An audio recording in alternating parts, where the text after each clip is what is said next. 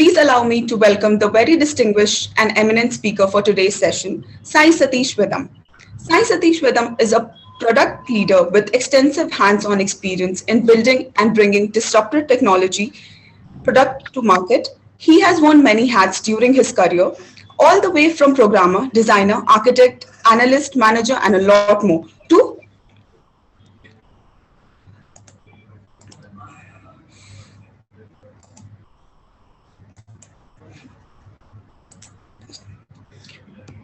so he's a coach. He's a senior coach in IPL Institute of Product Leadership. So handing over the session to you, Sai. Thank you, Pragya. Good morning, all of you. Appreciate if you all can turn on your cameras if that is possible. I'd like to keep this session as interactive as possible. I know this is not a fantastic medium to do that, but we'll try our best. We see if you guys can turn on and at least the microphones. So feel free to ask questions, either unmute yourself and ask questions or in the chat room.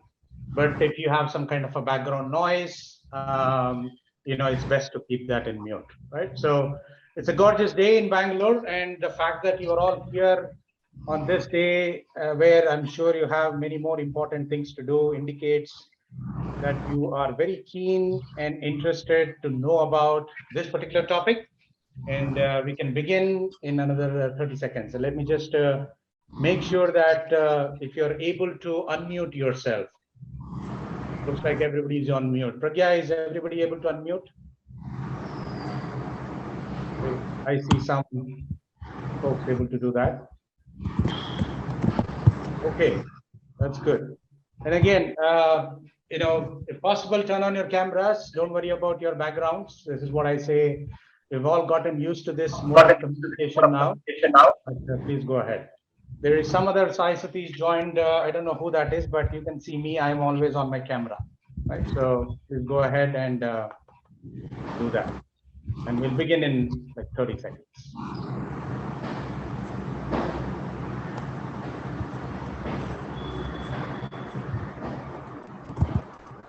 Just wanted to make sure that you're able to see me and hear me. Can I have some acknowledgement?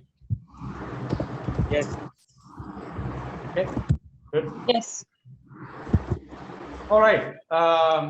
So today's topic is actually something that of close interest to me.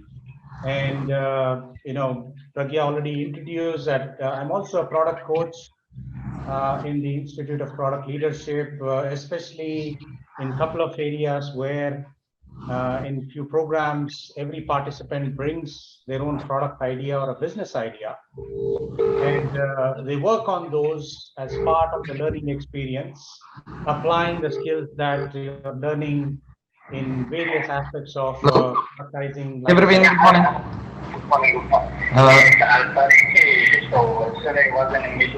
Guys, can you? Who is it? Praveen, just sort of checking, have you processed the EMIs or?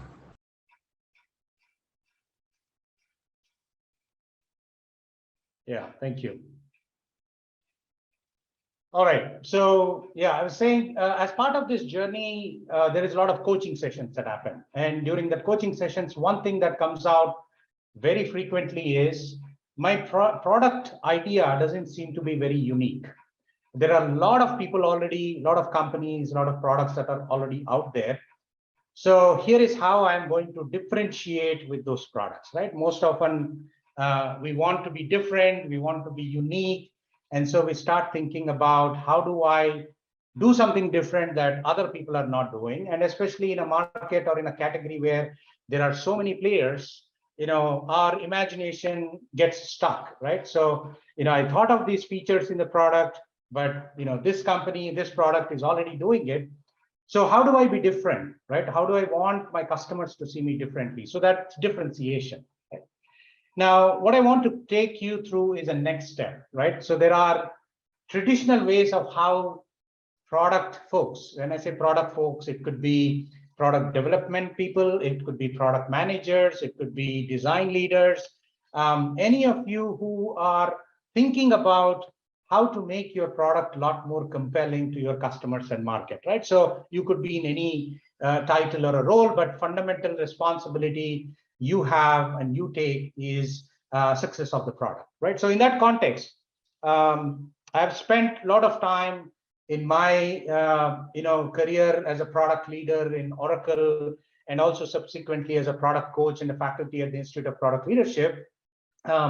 Many folks come with trying to find ways to differentiate in one particular area of product, right? And then we'll see what that is.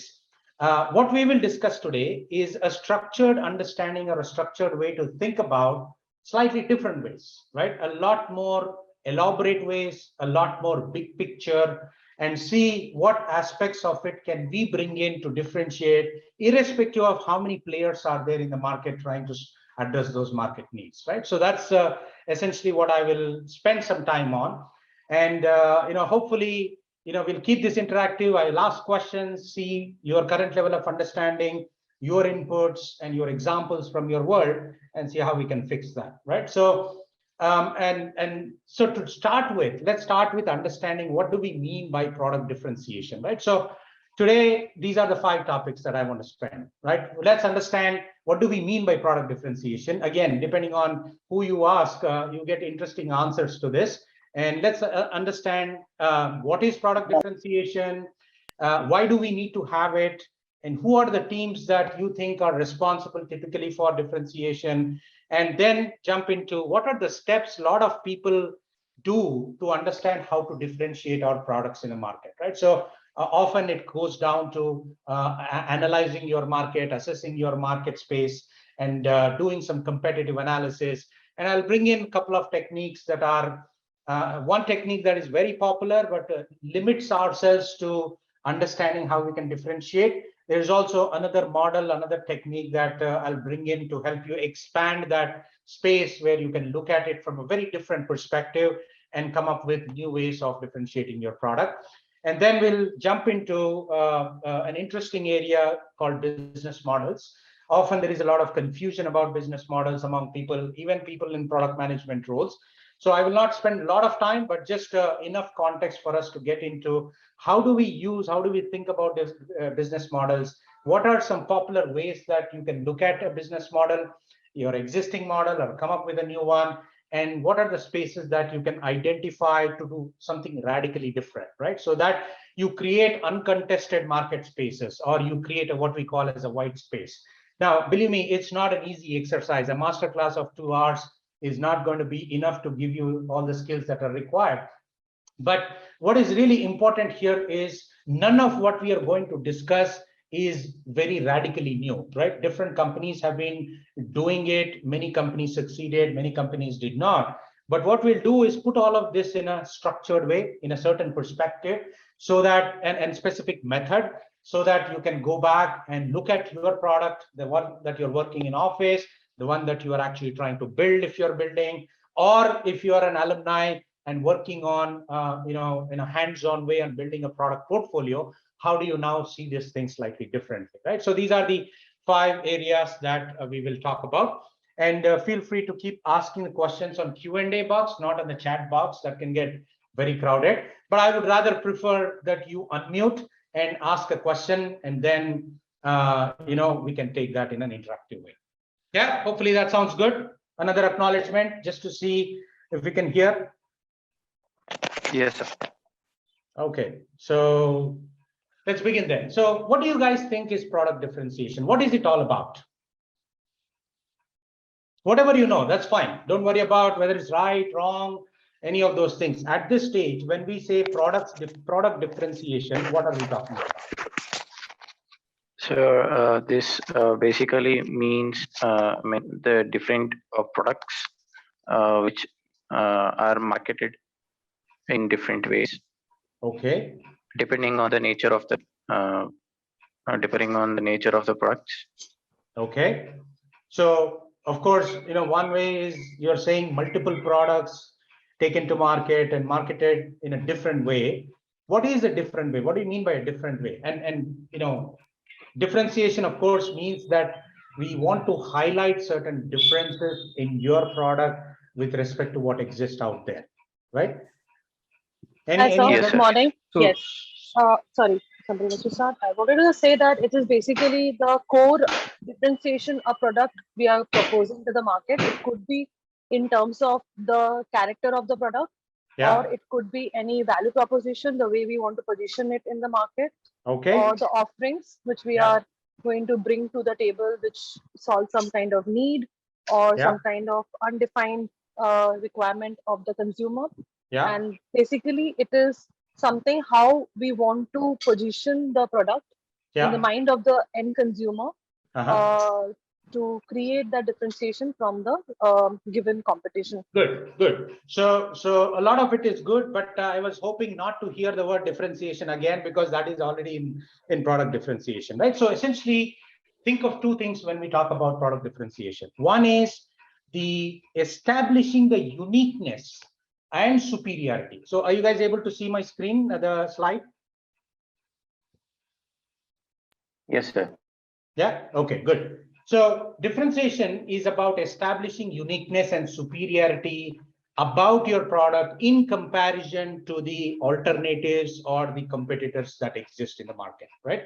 And often this is executed or via marketing and messaging techniques, right? And one of you said positioning. That's a great word to use, right? Positioning is although it is one word, it has a whole lot of it inside that. Positioning is identifying who your customer segments that you want to see your product differently, and taking the value proposition or the compelling reasons why they should buy or hire your product, and creating a nice narrative or a message using the appropriate channel that resonates and that works with your customer segment, and taking that message to them, right? So often this is, people think of this as a marketing and messaging strategy, which is not entirely wrong, but a very important question that we should ask is, who else is responsible for communicating that differentiation or highlighting that differentiation, highlighting that uniqueness and the superior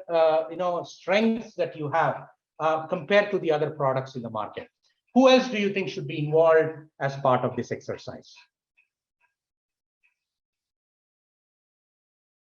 Go on.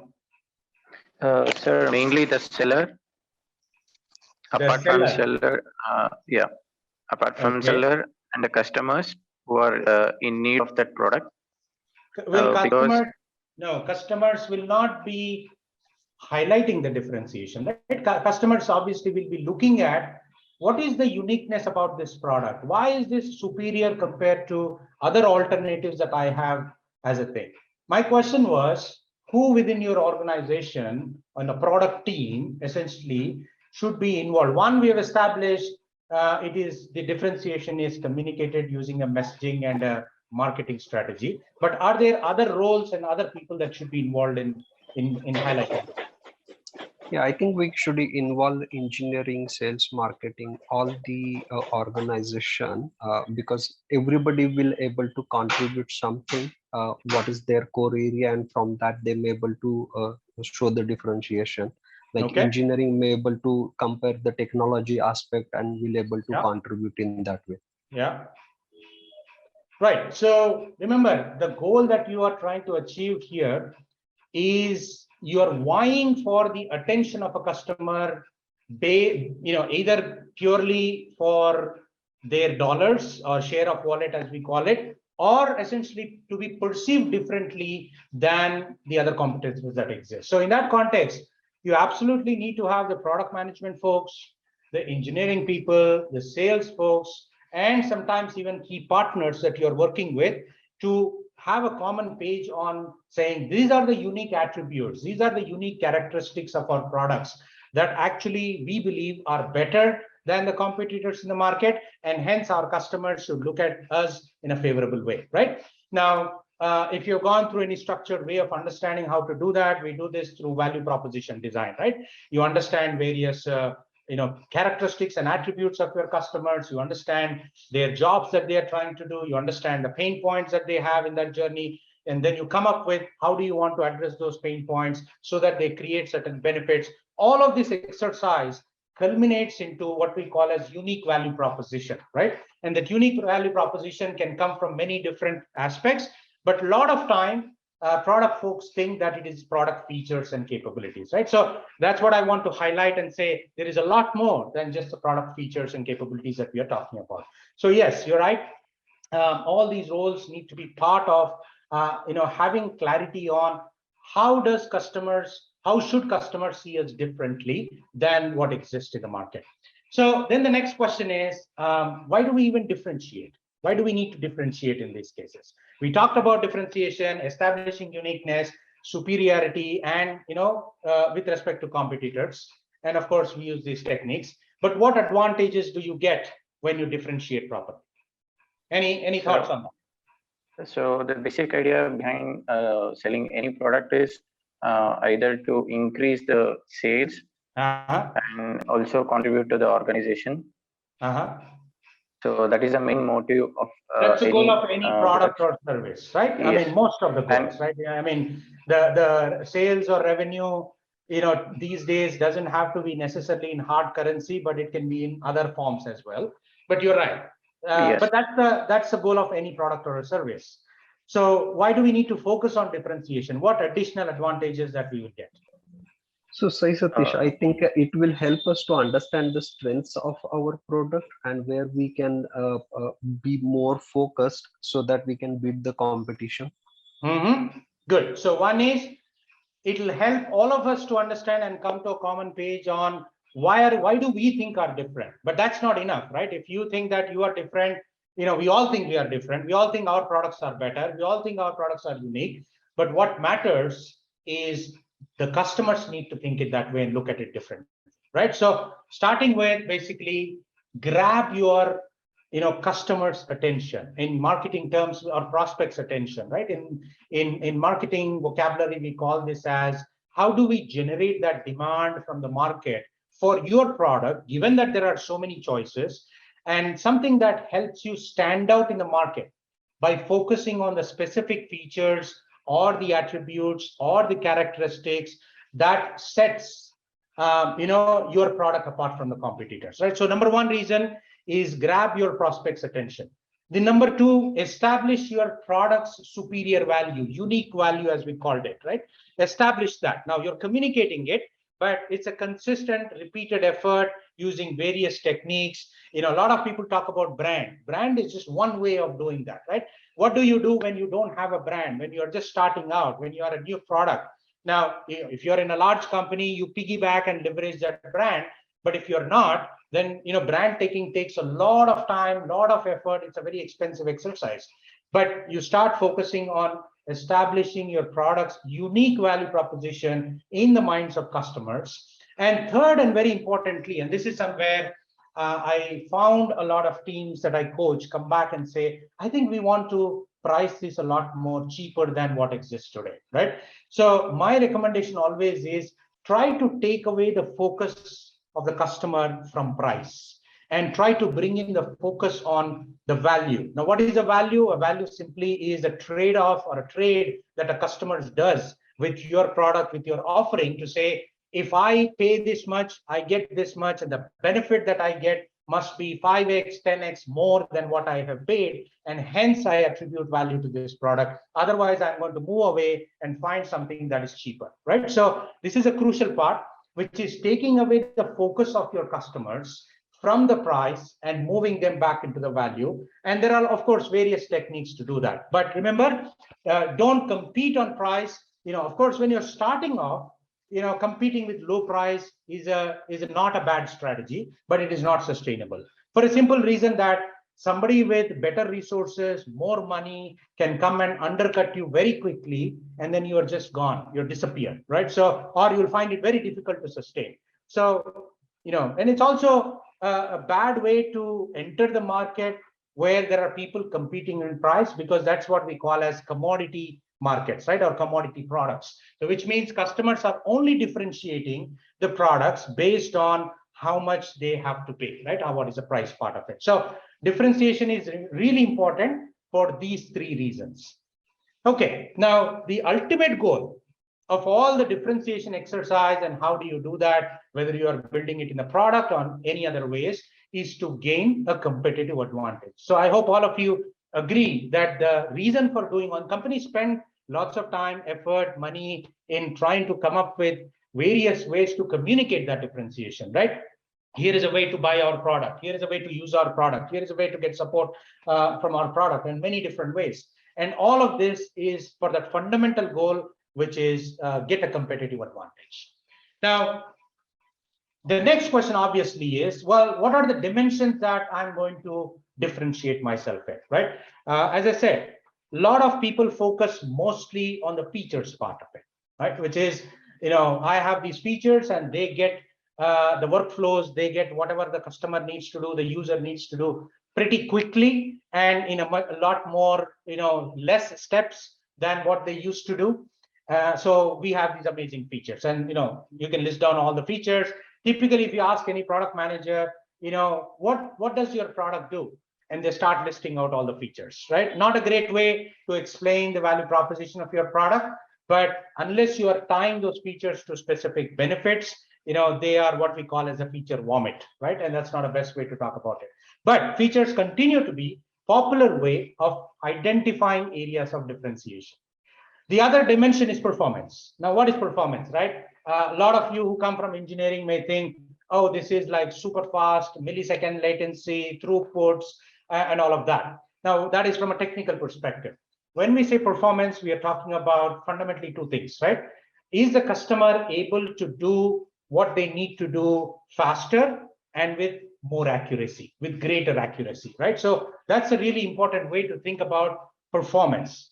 Now, I'm going to ask you, as you listen through this, I want you to think about some products that come to your mind, right? And if you believe that products are differentiated in your mind with respect to any of these dimensions, I'd love to listen to them, right? So that we can all learn from what you're saying and see, how to understand these products as well.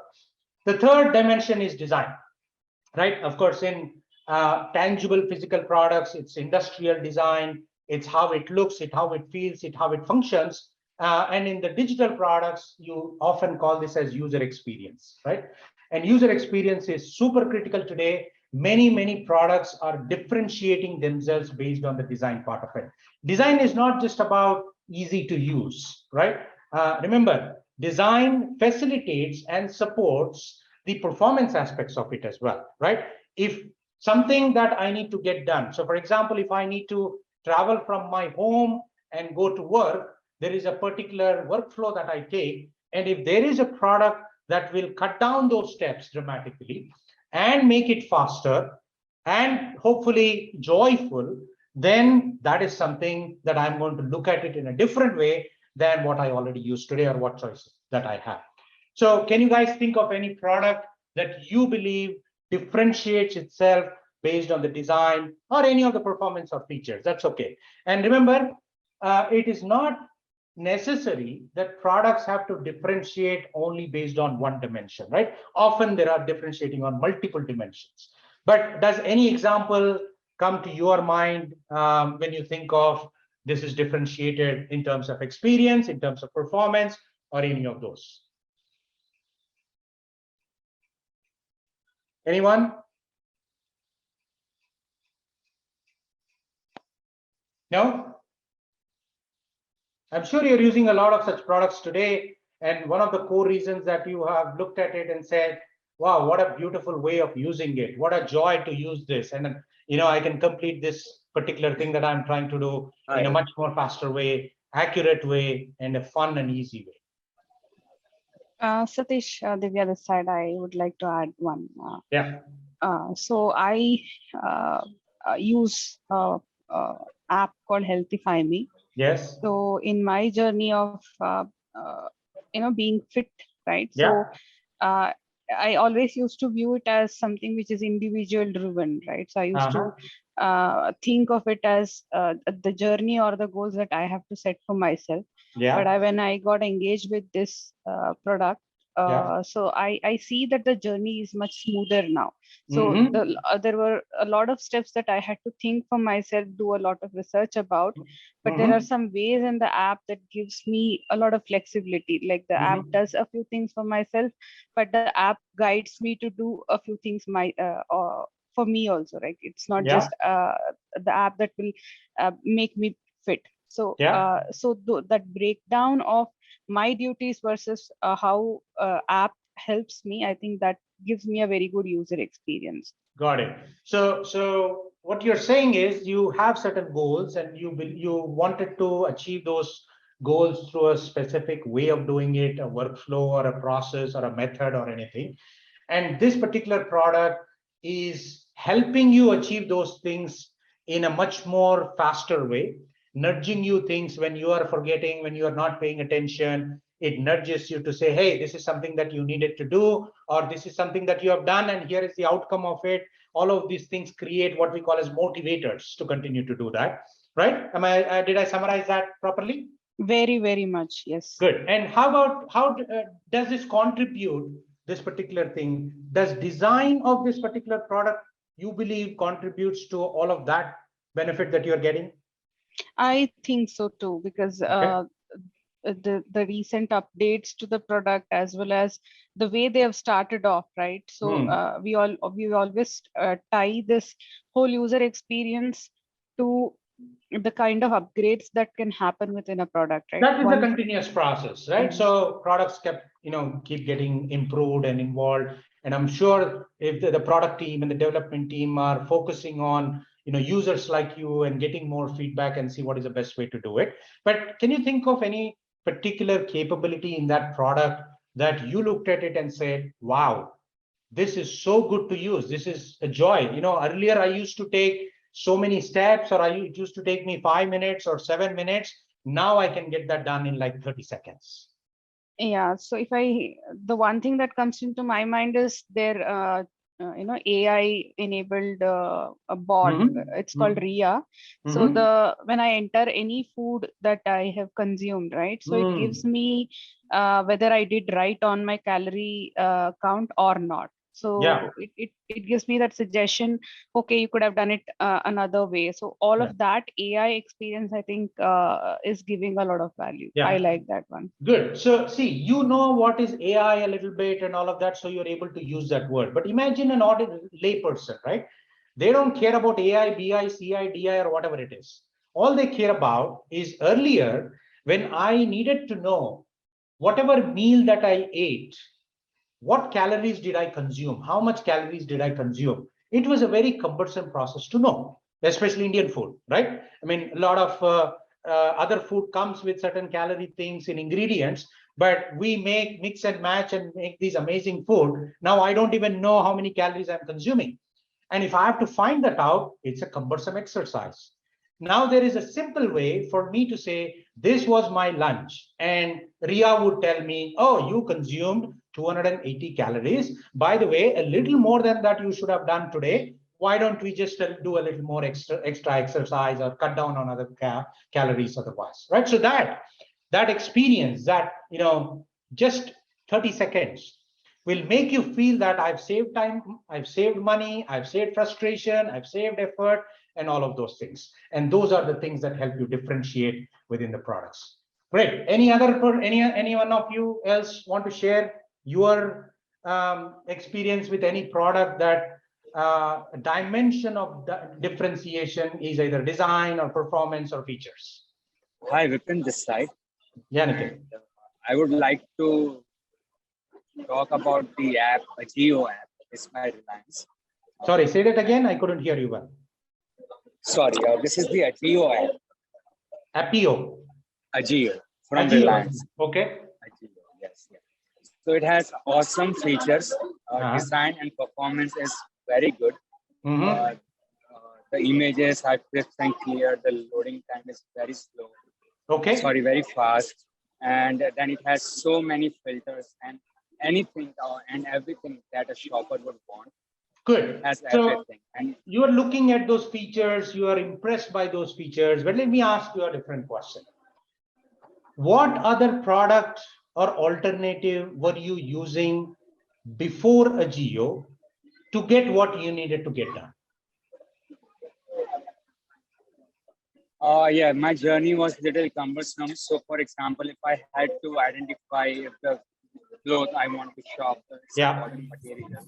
So I have to go through the description and everything of each of the product. But now Agio has this filter. No. How did you do that? Sorry, 1 second. Let's take a step back.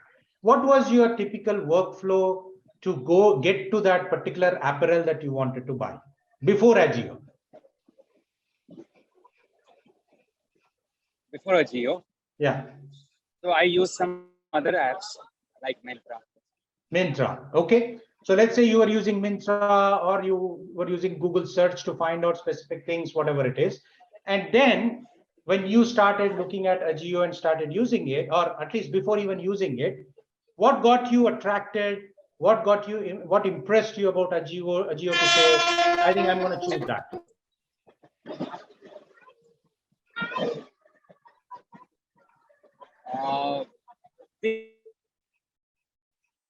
Okay, your voice is not features audible. Attracted. It was very easy to use. Very easy to use. So it's the ease of use and the list of amazing features is what attracted me. Yeah, I think one example.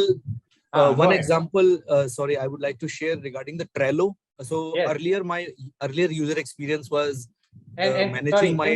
Can you say your name, because this is Deepak here. Deepak. Okay, I'm only able to see very few people here. So go ahead, Deepak.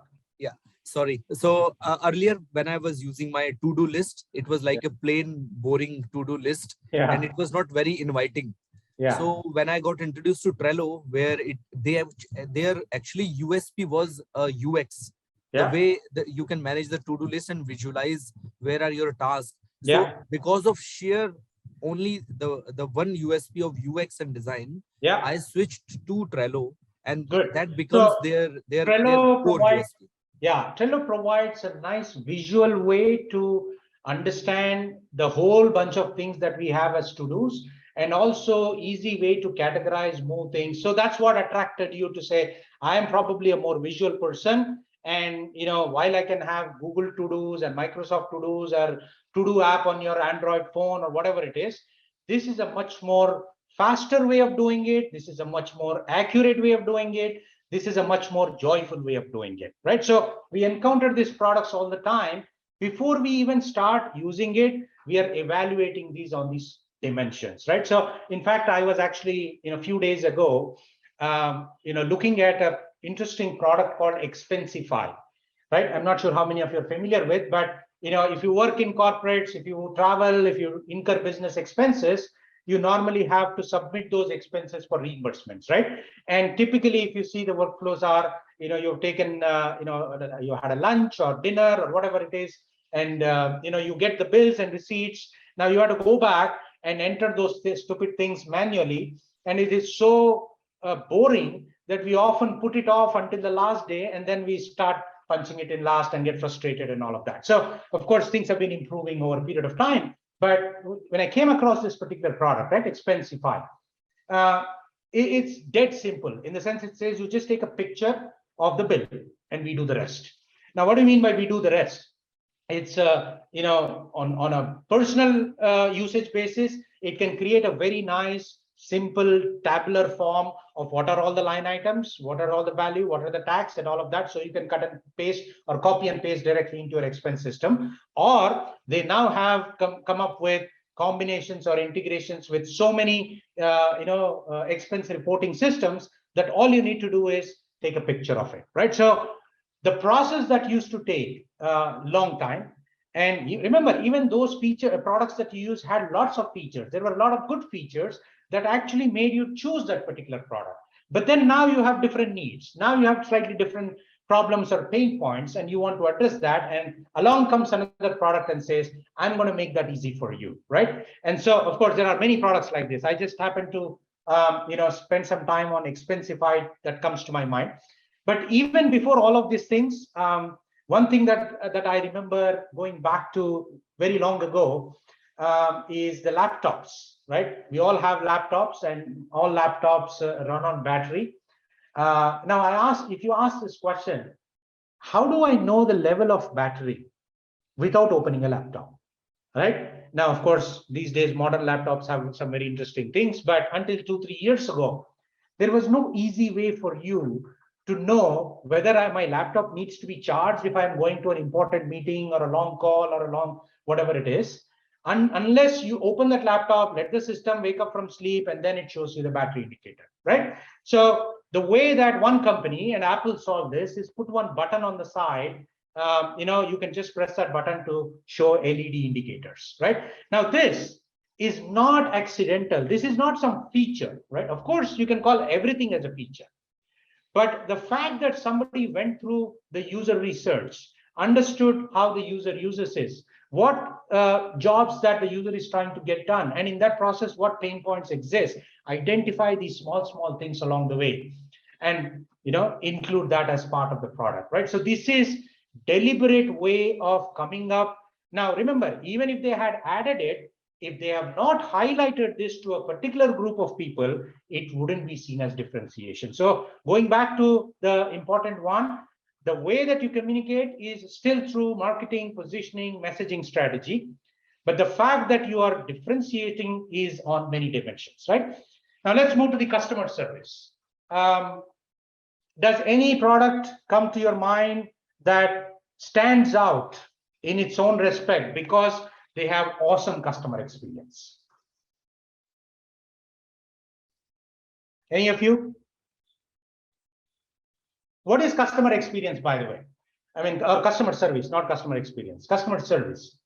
Often we attribute this to support, right? If you run into some issue, you basically reach out to them either through chat, either through email, either through phone call, or within the app, or whatever it is. And then, your expectation is that that issue should be addressed, or at least a response would come pretty quickly, right? Fast response is a common understanding and expectation. But are there any other things that go into customer service? Not able to hear any of you. Any other examples or parts that you think are related to customer service? Hey, hi, this is Narendra. Hey, Narendra. Hi, I would like to mention about the app Swiggy. Swiggy, okay. Yeah, because as you mentioned, it's the customer service is not just the chat that is available or the call that I'll be able to make it to the customer executive, but also making the product available is also a part of customer service, is what I believe. Because you could look at it from a performance reliability standpoint, that it's always there, right? Yeah, right. Okay, but so making those restaurants available that that are not easily accessible to me to go by a car or a bike, but they let me taste that food by you can order from some restaurant 20 kilometers away. Somebody told you awesome food, but go back and ask yourself the question, is that helping you get your job done faster and more accurate? If the answer is yes, I would say it's a performance dimension, right? So service typically is a relationship between you and the product, you and the organization that is providing the product, and guiding you, helping you, resolving your issues, and making it easier for you without even reaching them, right? Many companies don't want, are trying their best within the products so that you don't even talk to them these days, right? I mean, try talking to anybody in Uber or Ola and tell me what your experience is, right? Now, the goal for them is that we want to make this service so good, not just a service of using the car, but if you run into some issues, right? If some money got deducted from your thing because you canceled it and it was not your fault, they want to make that particular experience of resolving that issue so seamless, so good that they differentiate. Have you guys heard of Apple Genius Bar? Anyone? There's something called as a Genius Bar, right? Or another example, if you don't want to think about Apple, there is a product called Typeform, right? Digital product. It's a fantastic product for creating and using forms, right? While you have Google Forms, which is free, it's ugly, right? It's not very friendly for creators. It's not friendly for takers. So Typeform came up with this excellent design, a human-centric design, just the way how people think and use it. But more importantly, this particular product created varying levels of customer service. Number one, you can get that service from that particular context. You can ask something and either you get most reasonable response or within few minutes somebody will message you. Right now, these are not easy things to do. People will think, let's put one chatbot and let it happen. That's not going to happen that way, right? You can address that to a certain level.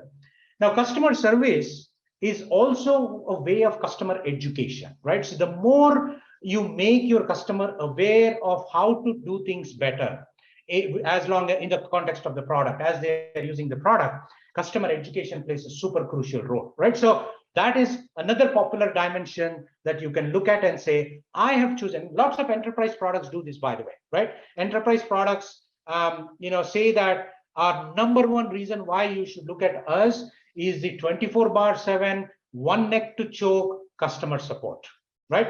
And that's something that enterprises value tremendously. When things go wrong, we've been told that you can contact us, but how quickly this gets resolved, how painlessly that this gets resolved, these are the aspects that customers are looking at from differentiation. Now, secret sauce. What is secret sauce? Secret sauce could be a lot of things. It could be a proprietary technology that you have that is not easily replicable by your competitors, right? Something that only you have, and what we call as sustainable advantages, whether it is technology related, whether it is barriers to entry like legal, for example, to enter into an insurance sector, right? To issue insurance policies, to getting into banking. There are high barriers to entry, right? Now, if you have high barriers to entry, you can use that as a differentiation against smaller, upstarts and say that, this is our differentiation. AI, ML, all these emerging technologies today could become your secret sauce. A lot of companies, data is an amazing secret sauce, right? So if you look at companies that use that data to come up with some recommendation systems, recommendation algorithms, whether it is your Netflix, whether it is your next financial loan that you want to take, whether it is a stock picking that you want to do, a lot of these things is based on some proprietary and specific ways that you have built, and it is hard to copy by the others, right? Are there any other things that you believe come under the secret sauce category?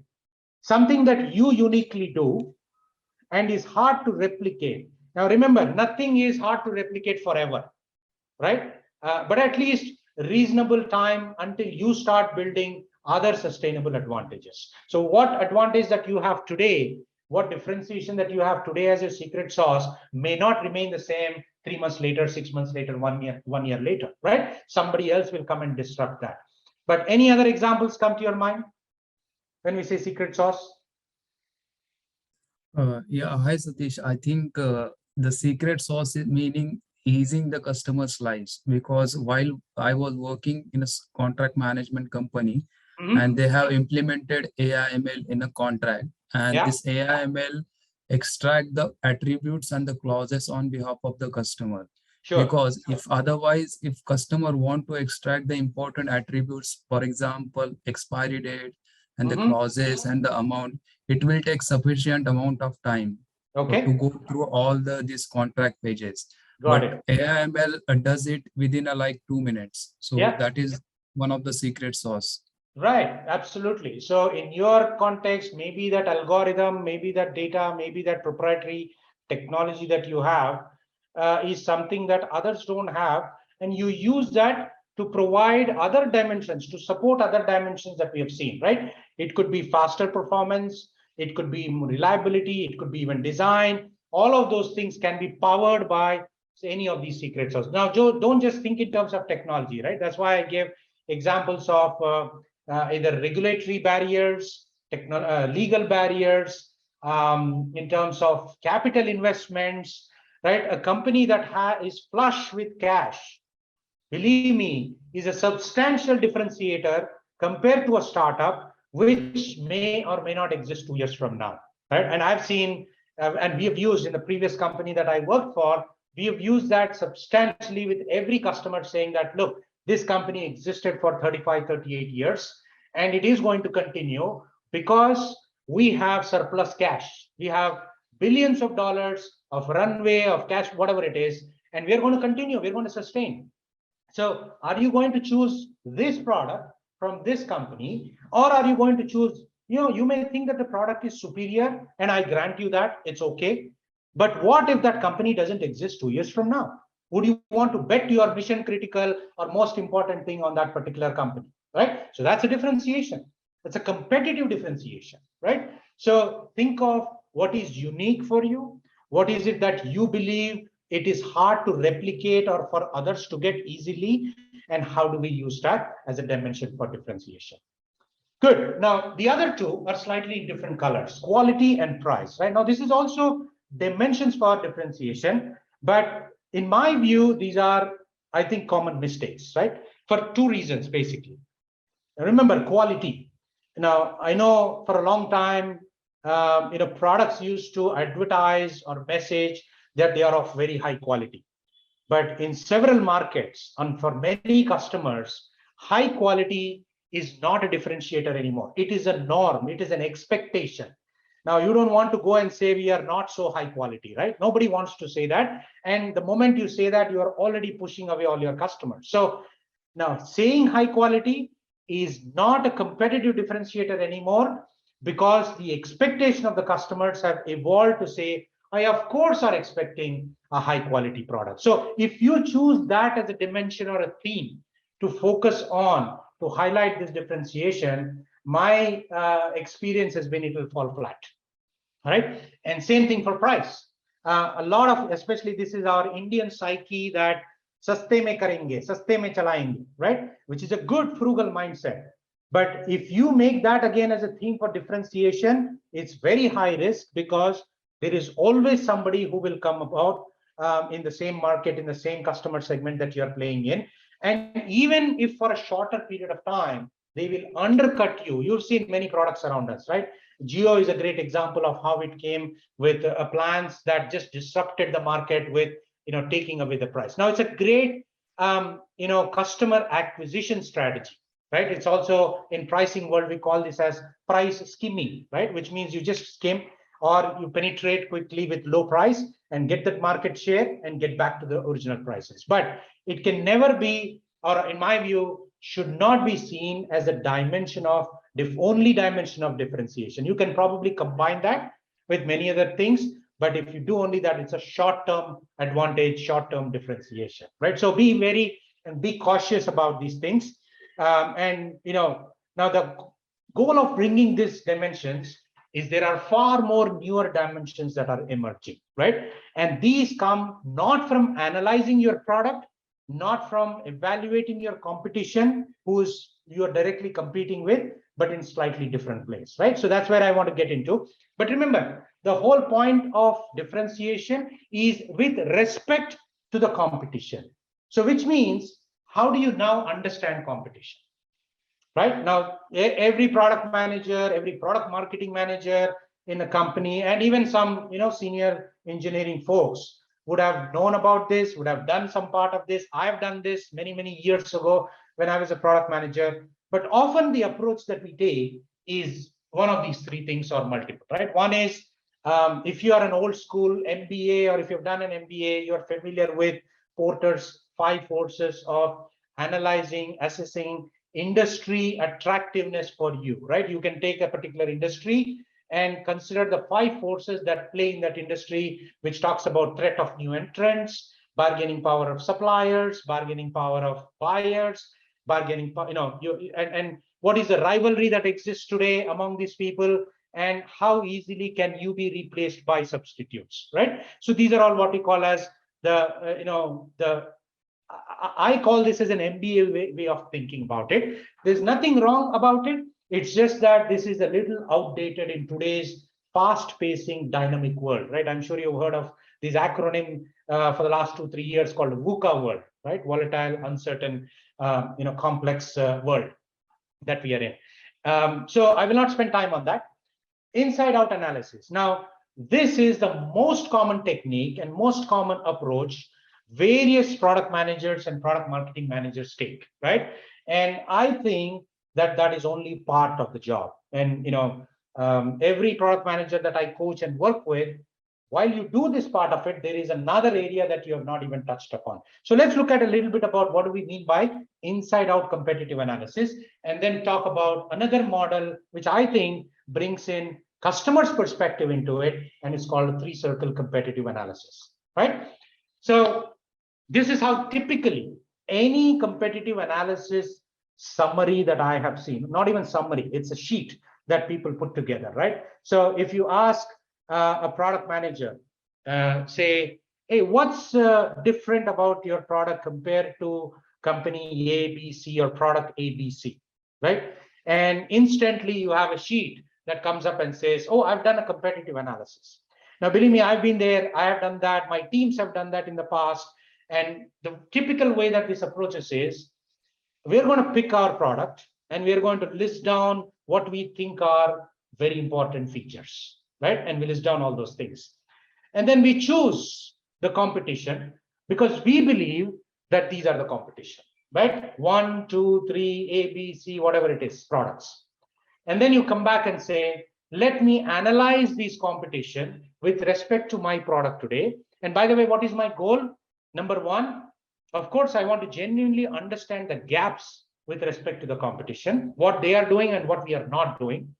Number two, this will give me inputs to my roadmap, right? So that we can do next, what do we want to do next? So this will inform us what chunks of work that we are going to do. How do I prioritize and go about doing that? Third one, most importantly, a lot of product managers do this because they also use this exercise to understand the market. They understand the current players and what are they doing? What is it that we are going to compete with, right? None of this is wrong. These are all great objectives and everybody should continue to take that approach. And typical approach that we take is we give weightages to these features, right? Ourselves. So here are the list of features or capabilities that we believe are important. And we give these weightages. We're saying that this is weightage is nothing but the level of importance, if you will. And then we get competitive data. Now, how do we find this information from the competitors' products? So let me ask you this question to you all guys. If you were to know the capabilities that you have listed, whether your competitor product has it or not, what are some of the techniques that you guys employ or can think of that we can get that information? Yeah, hopefully the question was clear. Hi, Sai, this is Abhilash. Hey, Abhilash, how are you? Hey, I'm good. How are you? Good. Go ahead. Yeah, so I was saying there's some of the things that we actually employ is getting into that product, arranging a demo with your competitor. Okay, trying good. to understand the features and capabilities. Good. Yeah, that's one of it. Yeah. Second is actually, so at least I am currently in travel space. So what we do is we actually become their customer, buy in their product, take the package holidays, go on their holidays, try to make some complaint, understand their customer service, and then come back with more insights. That's an excellent way of doing it. In fact, it gives you first-hand experience of, what you are missing and what they are doing better, or vice versa, right? Now, of course, in many contexts that may not be possible, but if you have the opportunity, like Abhilash, I think, become their customer and go through that journey, right? So, okay, good. What else? I think that's from my side I could think of. Excellent. Anybody else? Thanks. Hi, this is Aziz. Hey, Aziz. So one thing I would say is that the common customers, we can get their insights. So generally have a strong supporter in the customer who would have used their products earlier, and they would give us the feedback. Okay. These are the features which they were using of the competitors, and this is better, or this can be improved. Right? Very good. Okay, so basically from existing customers of your competitors. Yes. Got it. Satish, I would like to bring the analyst reports. Yeah, Divya, go ahead. What kind of analyst reports? So for the technology products, mainly the Gartner or Forrester IDC kind of reports. So you gain, what is the trend of a few features. And what are the patterns that you're seeing that people talk about, people value, and what are the things that they are saying not so great? Yep. Okay, very good. Analyst reports. In fact, many companies, there are websites that are put together for customers of various products to come and talk about what they love and what they hate about the products, right? It's more than a review. It's more about an assessment and analysis that you do. Gartner runs a very successful website there. Good. Any other ideas? Okay. So there are many, right? So let me give you some of them that I've used in my journey, in my experience as well. Number one, of course, as Abhilash said, get a demo.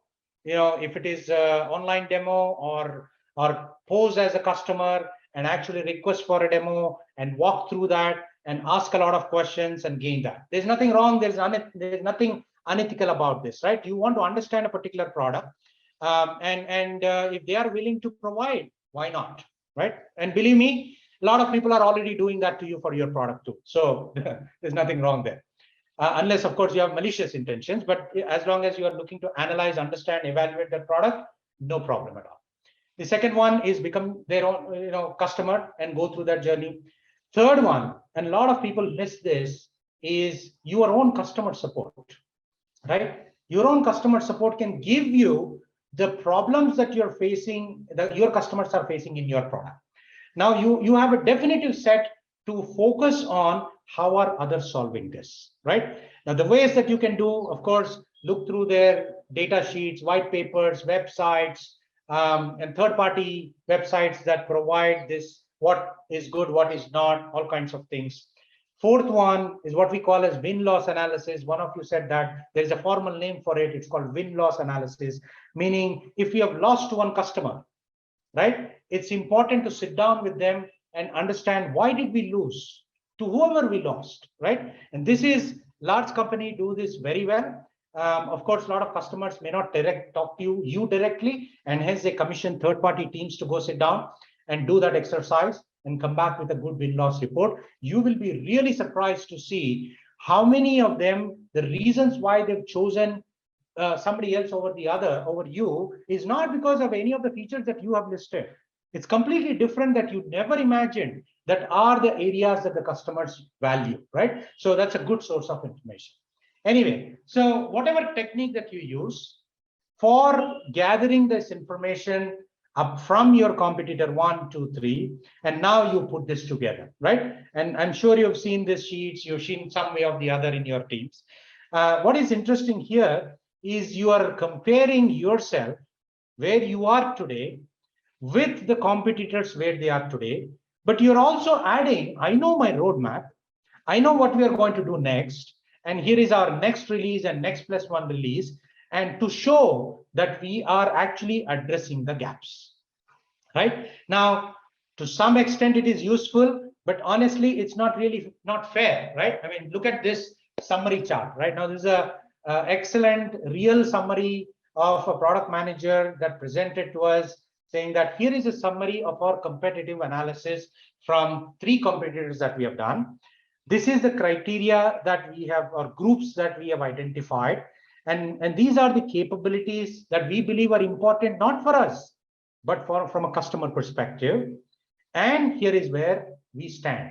And if you look at it, a summary, dark black circle means that it's complete.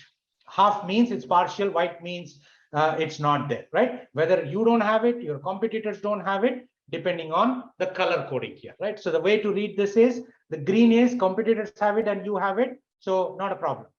You have a gap here and you don't have it, but your competitors have it, right? Which means that is an area for you to fix, to address as part of your roadmap and how you take this forward. This is a standard process pretty much every product manager does when you talk about competitive analysis, right? Gathering that information, summarizing it this way.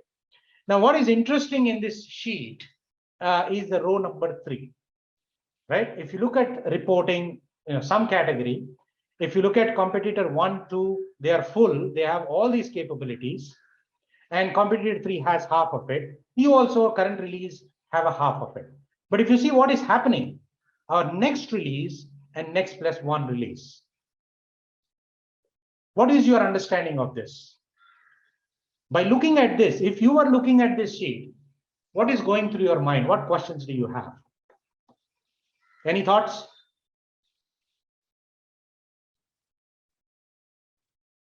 Right? I hope you're able to find the inconsistency there, or apparent inconsistency in row number 3.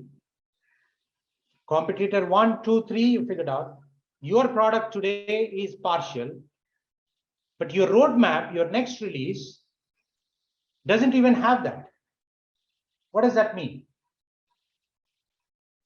Something that the company doesn't want to focus on. They want to focus on manageability, security, and completeness of solution. Something that the company doesn't want to focus on. Now, it's critical. It may be the company doesn't want, but often the case is that we are not able to focus on. It's more of a constraint that is showing up here and saying, look, we were supposed to be improving these dimensions, these criteria. Remember, you have shortlisted the criteria based on what is important for the customer. And now we are consciously saying we are not going to do anything on it. And hence our next release, we will be far behind than where we are today compared to the competition. Yeah. So what does this mean? If you are a person sitting in a seat and somebody is presenting you this, what's your reaction here?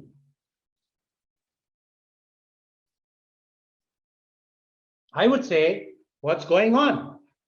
Then the person who summarized would say, look, we need more people, and you've already denied additional people requests or budget or investment or focus or any of those things. So it is what it is. Now, if we believe, if your management, if your leadership believes that this is really important, that we cannot afford to fall back on reporting, then I somehow need to make this happen. Maybe I'll have to pull resources from somewhere else. Maybe I'll have to reprioritize certain other initiatives, and Mr. Product Manager or the team, we need to make this happen. It's a very, very important tool to demonstrate the flow of investment, the prioritization, if not what could happen, right? It's a very simple way, but very effective way that this can happen. Anyway, so this is typically the inside out analysis. And as I said, there's nothing wrong about it, but as the name suggests, you are looking from inside to outside. And that outside, you are primarily looking at your competitors. You're focused, you're obsessed about these competitors. So why not look at a little better way, right? Now let's bring in a customer into this clearly. This is called a 3-circle competitive analysis model, right? Let's understand the picture that you have in front of it. The blue circle is customer. The green is our product. The red one is a competitor product, right? So there are 3 circles. Now these are intersecting circles. So if you look at it, let's talk about A. A is at the intersection of what the customer wants or needs, and your product has it, right? A means something that the customer wants or needs in terms of a pain point or a need or anything, and your product has it. So what does that mean?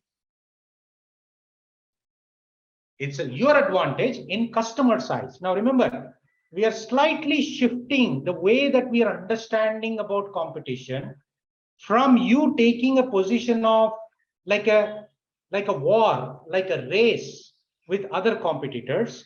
Instead, now you're bringing in from the customer's perspective. And that is super crucial, right? Because who is making a decision about choosing a particular product? The customer is making. Who has these choices or alternatives? The customer has it. So it is more important to see how the customer is looking at you and the other things and what they are valuing you, so that you can focus or prioritize or improve or any of those things, right? Your advantage in customer size is A. Now, similarly, B. So who can tell me what is B? Remember, it's at the intersection of your customer needs it, you have it, and your competitor also has it. What does that mean?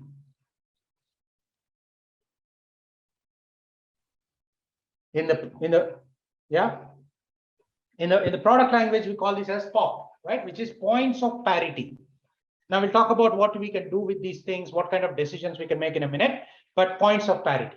See, the customer has it, your competitor has it, and you don't have it. What does that mean? Reporting, whatever we saw in the previous slide. So what kind of meaning do we attribute it? That was an example. What kind of meaning do we attribute this? If you are a person whose job is to identify what differentiators we have, and then in the process, you're doing this competitive analysis, and then you encounter this C, what does that mean? That means that it's a competitor's advantage over from customer's point of view over yours, right? Now you can choose any decision. You can choose to say that is not the dimension that I'm going to focus and compete on, or you can say, no, they are doing it, so we also need to do it. The second is where you see the tendency the most, right? And I'm saying that's okay, but there are better ways to look at it, right? There is a temptation to say we have to do all of these things because our competitor has it. Now, it's a little bit controversial to say this, but it is true. In my practical experience, a lot of product managers come up with these features and put in front of the development teams, engineering teams, or leadership teams and say, look, here are the 10 gaps that we have in our product, and gaps because competitor A, B, and C have it. So there is no question that we have to actually do this, without even bringing and analyzing the customer perspective, whether they are actually differentiating on these dimensions. And often the reason why they do this is to keep us busy, to keep the teams busy. There's a lot of work. We need to work on these things. Now, I'm sure there's a lot of work, but are we doing the right kind of work, right? So these are the questions to ask about. Okay, D. Now, this is interesting. You have it, your competitor has it, but customer doesn't seem to care, or customer doesn't even know that they need it. What do we do here?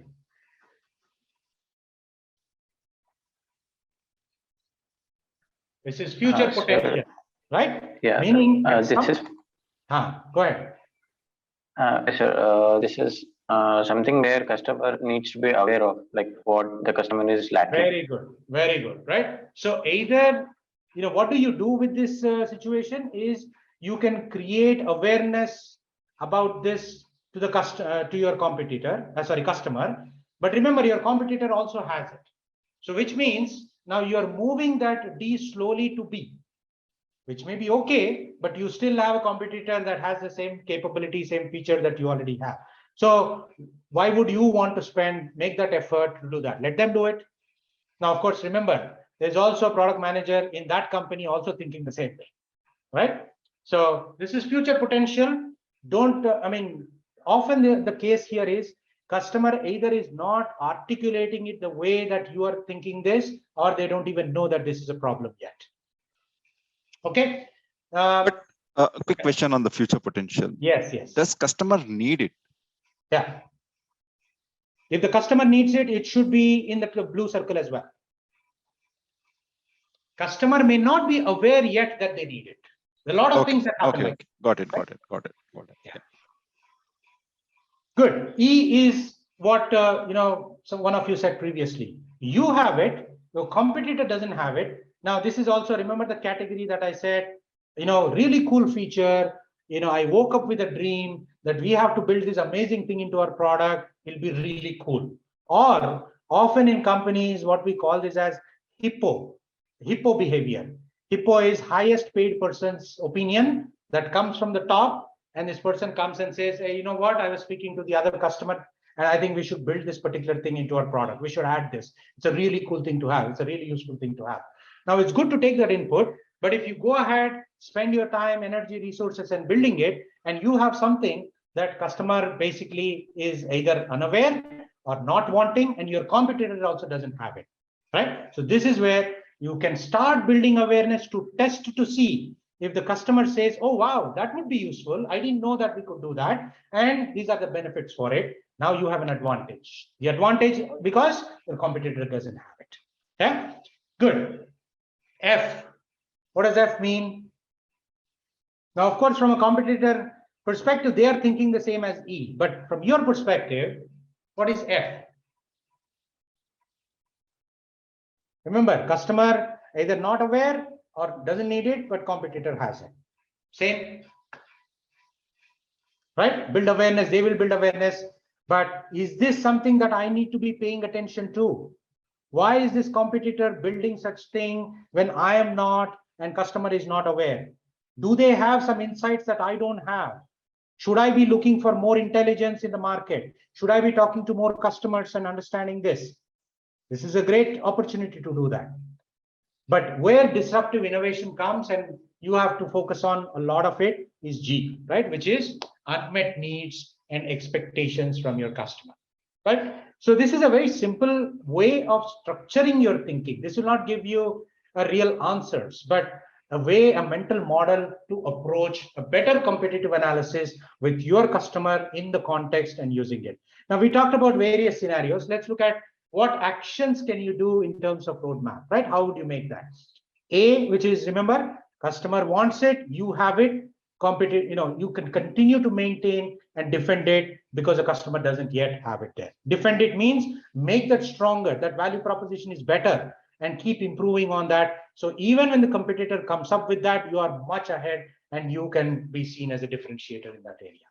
Points of parity, don't spend too much time, right? Just keep an eye and do nothing about it. Don't over-invest is a simple recommendation in that context. Now, C, of course, this is actually very interesting that you need to be building on, but until you come up with a point of parity, a lot of companies take a very aggressive approach to neutralizing the benefits of it. Now, this is not about morality, ethics, and all of that. This is essentially saying, my customer, you actually don't need that. Let me tell you a different way of doing it with our product, right? A lot of companies, a lot of products, a lot of sales, a lot of product managers take that approach. And there's nothing, I don't see anything wrong with that, right?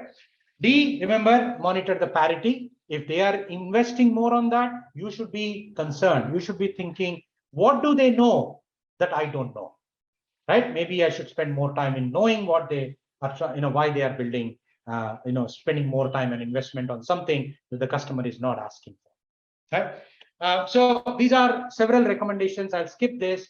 And here's a simple example, right? If you take any product and compare, and of course, these things dramatically change every 6 months, every year. But if you look at two products, which is Kindle and iPad, they started off with very, very unique differentiators, right? Something that readers are used to, which is books. You can go on reading a book for a couple of hours, 3 hours, 4 hours without straining your eyes.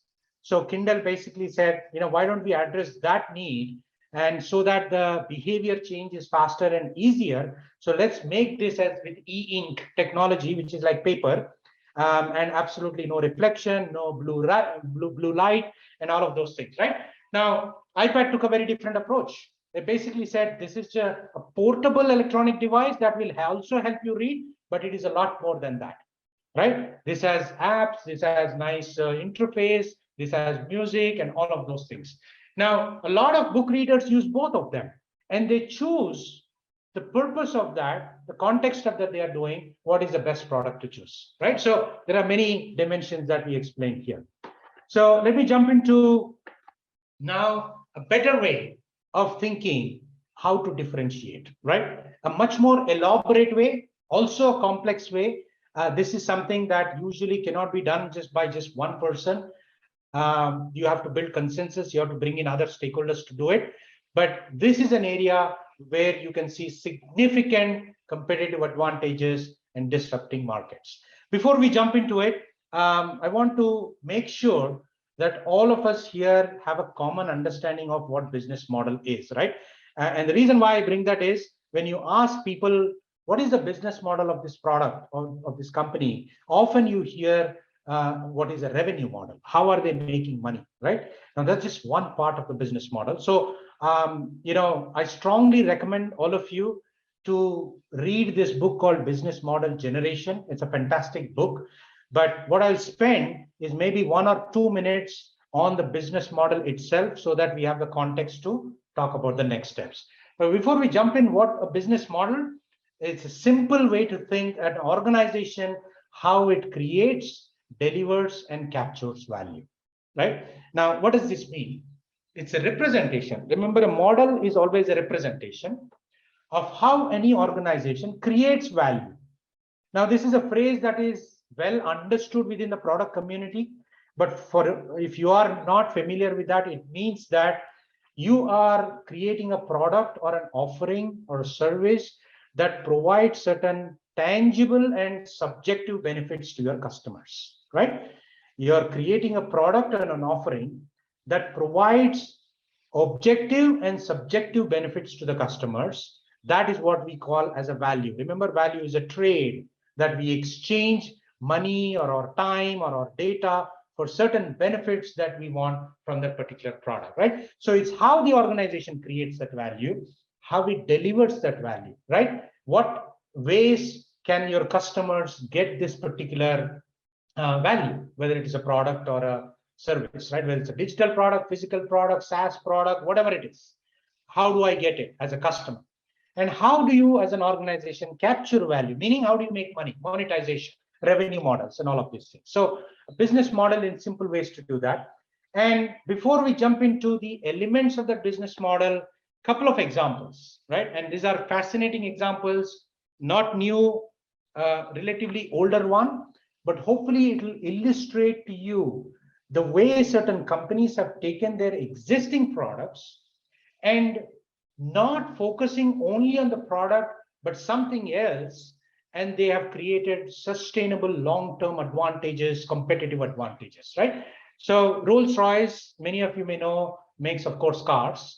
And I think the luxury cars is now with BMW. But Rolls-Royce makes power engines. Also, they make turbine engines, right? Aircraft turbine engines. And they've been making these engines and they've been selling these products, this engine, the turbine engine, to the airline companies or to the aircraft manufacturers, right? Both were their typical customers. If aircraft manufacturers brought it, they would sell that as part of the aircraft to the airlines, or often the airline would buy the engine and come with that aircraft, right? So different models. Now, in this context, the product is the aircraft engine. And when the customer bought it, they're buying this product, they paid something, and it is their own now, right? And of course, they signed some maintenance agreements or contracts with Rolls-Royce for continuous maintenance, annual maintenance contracts, repairs and services, and all of that. Now, Rolls-Royce looked at it and said, well, that is good. Number one, these engines are very expensive. So, which means there are only a few set of customers that actually have the ability to pay and buy these things. So can we expand that particular market? Can we find other sets of customers, other customer segments that we can make this available to? So in that context, they asked a very interesting question, right? And I'll ask this question to you guys. Let's see if you can answer this. So my question is very simple. Does airplanes need turbine engines? Very simple question. Does airplanes need turbine engines?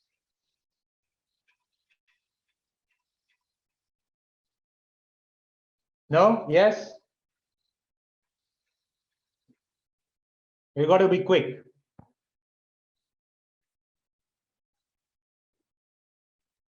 Not able to hear you guys. I thought this was a master class where you would participate, so I'm waiting for that. Guys, you can unmute yourselves and talk to the speaker. The question is, does airplanes need engines? Yes. Yes, they do. Yes. Of course they do. You think it's a dumb question. What a dumb question, Sai. Right? But this is a fundamental question even Rolls-Royce asked. The answer is airplanes actually don't need engines. They need thrust to take off and to land, to go and land. They need thrust, and the thrust happened to be powered by this engine today, right? And so they came up with this Very interesting model. It's a very old model, by the way. They came up with this in 1980, saying that we're not going to sell engines anymore. We're actually going to sell the thrust, which means power by the hour. Whoever is using these engines in the aircrafts, the airlines, the number of hours that they fly, they're actually going to pay us based on the number of hours. And we'll take care of all the service and maintenance, because now we know we have instrumented these engines with telemetry, that it captures the data of which airline flying where, how high, how fast, what, any potential problems that you see. And they have a huge control center in UK monitoring 4,000, 5,000 airplanes at any given point in time. And the model is completely different. This is no longer about the engine.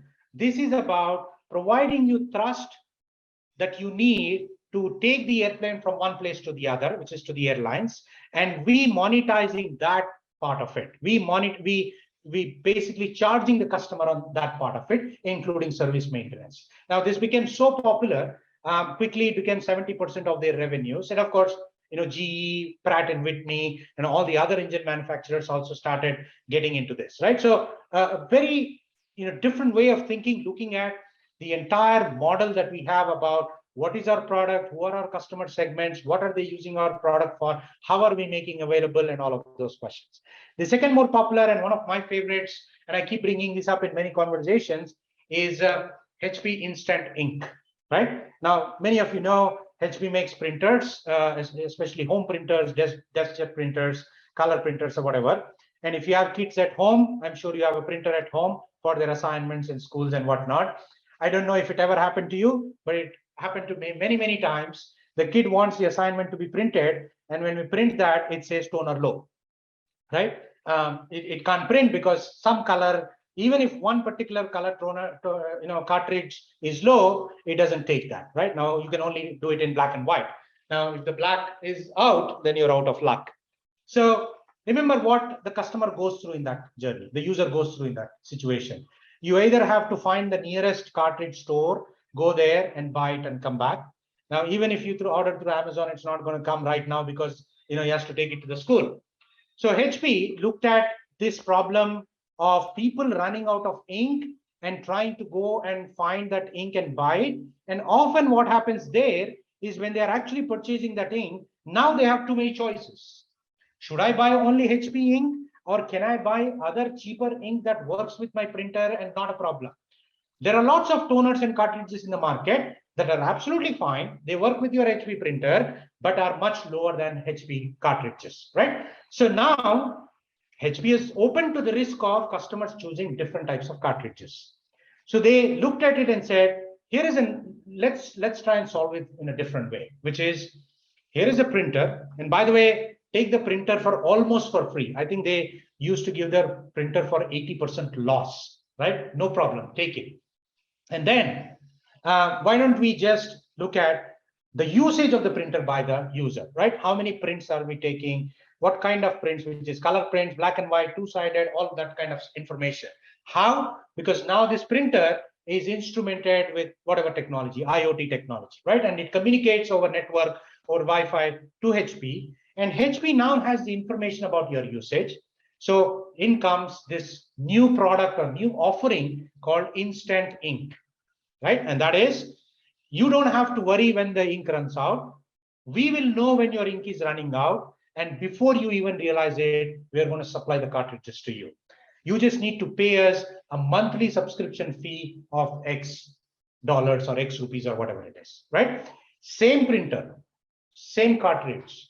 Now they have gained sustainable advantages in many ways. Number one, you have prevented this customer from going and picking up a low price alternative.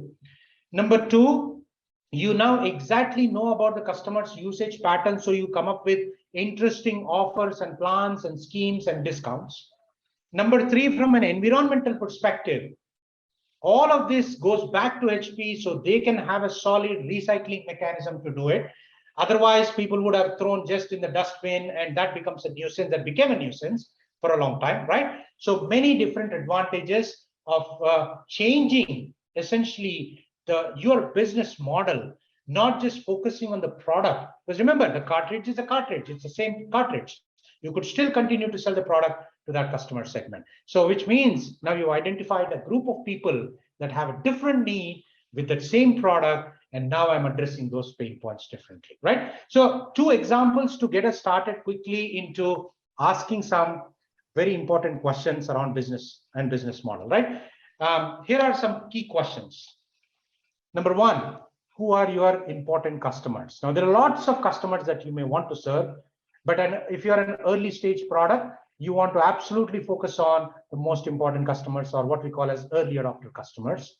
And why do they pay you for your product? What are they seeing in your product that they are willing to take out that wallet and give that share to you, right? What is so compelling about it?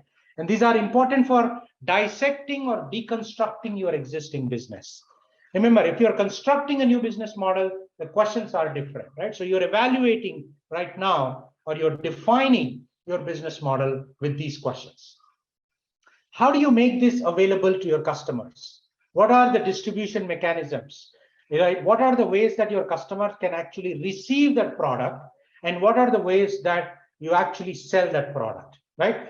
Now think about it. For lots of digital products, so for example, music, software, all of these things, the point of sale and the point of delivery often is the same. But it's not true for many products. You may buy online, but receive at home, right? So these are, it's a lot of e-commerce stuff that you buy and sell. So how are you selling your products today? What channels are you using to, sell these products? And what mechanisms and methods are you using to deliver these things to that particular customer or particular user, right? And what kind of relationships do you want to establish, or do you have today, right? Relationships with the customer. Is it high touch, white glove relationship, or is it transactional, or is it more as a fanboy, fan club model, or is it based on raving fans that you want to do? Or are your customers also your ambassadors or salespersons in a way, right? What kind of relationship do you have today, and what do you want to build is the future? How are you making money, right? What are you charging? What are customers paying you for? Are they paying for direct usage of the product? Are they paying for services? Are they paying you nothing on the product, but with their time, irrevocable time and attention, right? This is revenue as well, although it's not directly quantifiable in dollars. It's something that you can use to provide other services or come up with other revenue models. What are your most important activities as a product team that you're doing? Is it product development, or is it focusing, somebody else is building the product? Lots of engineering services, companies in India actually develop and build the products for other companies, right? Other so-called product companies, which is a model that is quite popular. In that case, what are your activities that you're doing as a company? Is it marketing for customer acquisition and awareness and all of that? Or is it essentially you are the distribution channel for these products? So some very elaborate questions that no one person has answers to. And that's a key part here, right? That's why you need to work with other stakeholders in the organization. What are your most important assets that you have, right? Is it intellectual property? Is it people and talent? Is it some physical assets that you have? Is it capital, money that you have? Is it the brand that you have? If you're an established company, you have a brand that you rely on, you leverage for many of those things. Is it the customer service? Remember, we talked about several things. What are the resources that you have that you believe are valuable? And for you to take this product to the market, to provide value from your product to customers, who else are you collaborating with, right? External entities, partners, right? So that's a key question. And of course, when you look at all of these things, each of them have costs. So what are your main costs that you have? These are questions that will help you understand and put together what we call as a business model, right? Now, of course, you can take an approach of, I'm going to write a 50-page document answering all these questions, and that is fair, that's okay. But there's a better way of simply understanding this. Is a visual tool called Business Model Canvas. As I said, I will spend very little time on this. If you're not familiar with this already, a lot of people, pretty much everyone who goes through product management programs at IPL understands and goes through the business model canvas and exercises. But if you're not familiar with it yet, I strongly suggest you read the business model generation. But here is how this is super important and super useful, right? It's a one-page canvas. It's really fast, meaning that you can update this pretty quickly rather than a 50-page document. It's you can print it, stick it on a wall, and you can sit down as a team and you can discuss each of the parts of the business model, which is what I used to do with my team in the previous company as part of strategy discussion, as part of differentiation conversations that we want to have. Easily shareable, and of course you can experiment with lots of these things, right? So it has about 9 blocks. Starts with customer segment, which is who are the people for whom you are trying to address their needs or the pain points, right? The group of people who has similar characteristics or attributes, or more importantly the common needs that they are all trying to get. Now often people try to group this based on demographics, because if you come from a persona perspective, you're talking about demographics, behaviors, and aspirations. So you would say, senior citizens or teenagers or working professionals between this age range or IT professionals. All of that is grouping of people based on certain attributes and characteristics. But my recommendation has always been, while that is good to understand, those are not the reasons why people buy any product or service. You have to go down to understanding what they are trying to accomplish, what their needs are, what their pain points are, and how are they getting that done today, right? So based on common needs, create the groups of customer segment. Now, for those people, what is the value that you're offering? What is the promise that you are making through your product or offering? Value proposition is nothing but a promise that you're making of a certain benefit in exchange for something else, whether that is money, whether it is time, whether that is data, right? So that is called a value proposition. And an important thing to understand is the value proposition is different for different customer segments. Don't believe that you can build one product and think that you can serve many different customer segments. Very rarely does that happen, right? So there is always some way, some change, something different for a different customer segment, right? And third one is, how are you going to make this available to your customers? Or more importantly, flip that around and say, what channel is my customer segment going to prefer to get that value? It's a slightly different way of framing it, but it's a very important way of framing it, because now you are not thinking about you, but you are thinking about from your customer perspective. Does your customer prefer to go down to the retail store and buy this? Does your customer prefer this to be delivered at home? Does your customer prefer to be delivered on demand wherever they are, right? Or drone delivery? A lot of these things are very innovative ways now that are emerging, right? So that is distribution channel as well as sales channel, right? How am I going to sell this? What channels am I going to set up to make this product or value available to my customers? Customer relationships is all about how are you going to create and keep those relationships, right? Lots of very good examples about how to create these relationships, maintain these relationships, and grow. And we'll see some examples going forward, right? So, but it's important to know how today you maintain those relationships.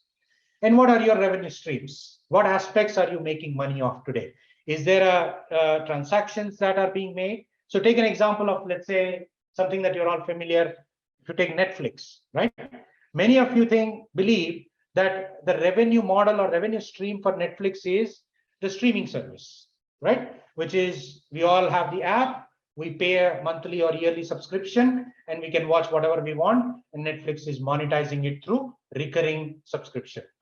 But Netflix still runs a DVD service. You won't believe it's still about $100 million worth of business for them. So that's another revenue stream, right? For several companies, if you look at it, there may be usually more than one revenue stream, whether it is data, whether it is advertising, whether it is direct transactions that the customer is paying for, or recurring revenue models, right? So what are your revenue streams today?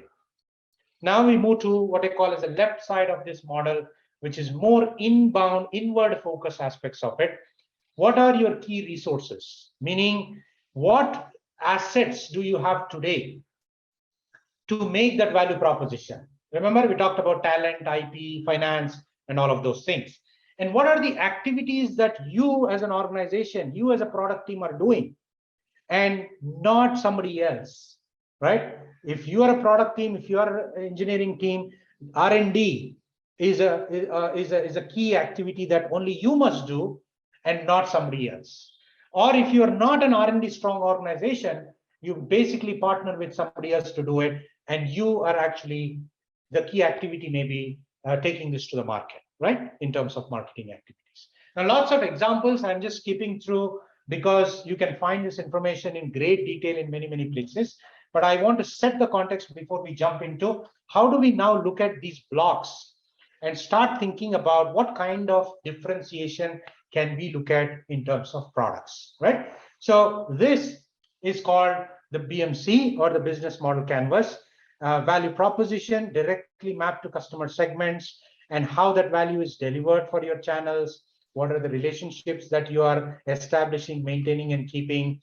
What are the revenue streams that you have today with your product? Understand all the revenue streams, the way that the company is monetizing, not how much. Remember, the pricing is about how much. It is not necessarily how much, but how you're doing that. And then start asking questions about what are our assets? What are the key resources that we have? Is it technology? Is it people? Is it some proprietary algorithm? Is it access to some amazing research that other people don't have access to? What are those things? And what are we doing with those resources? What are we strong at? What are we good at? What are the other things that we partner with other people to get done, right? A lot of companies are not payment gateways, right? They are not financial services. So if your company involves in taking payments and making payments, you don't build that. You partner with another company, another product to bring that into your product, because that's part of the value that you are creating, right? And all the cost structures. So simply put, there are multiple segments, multiple value propositions, multiple relationships, multiple channels, and all of those things. Now, how do we start thinking in terms of slightly different, putting a lens on the BMC, right? If you look at it on the right side, it's an external view. This is what outsiders see into your company or your product. Often what you have on the blue side, internal view, is not visible to anyone, right? It's internal. What activities you're doing, what resources that you have, who are your partners. Often you don't, unless you're a public company, that you publish this information required by law.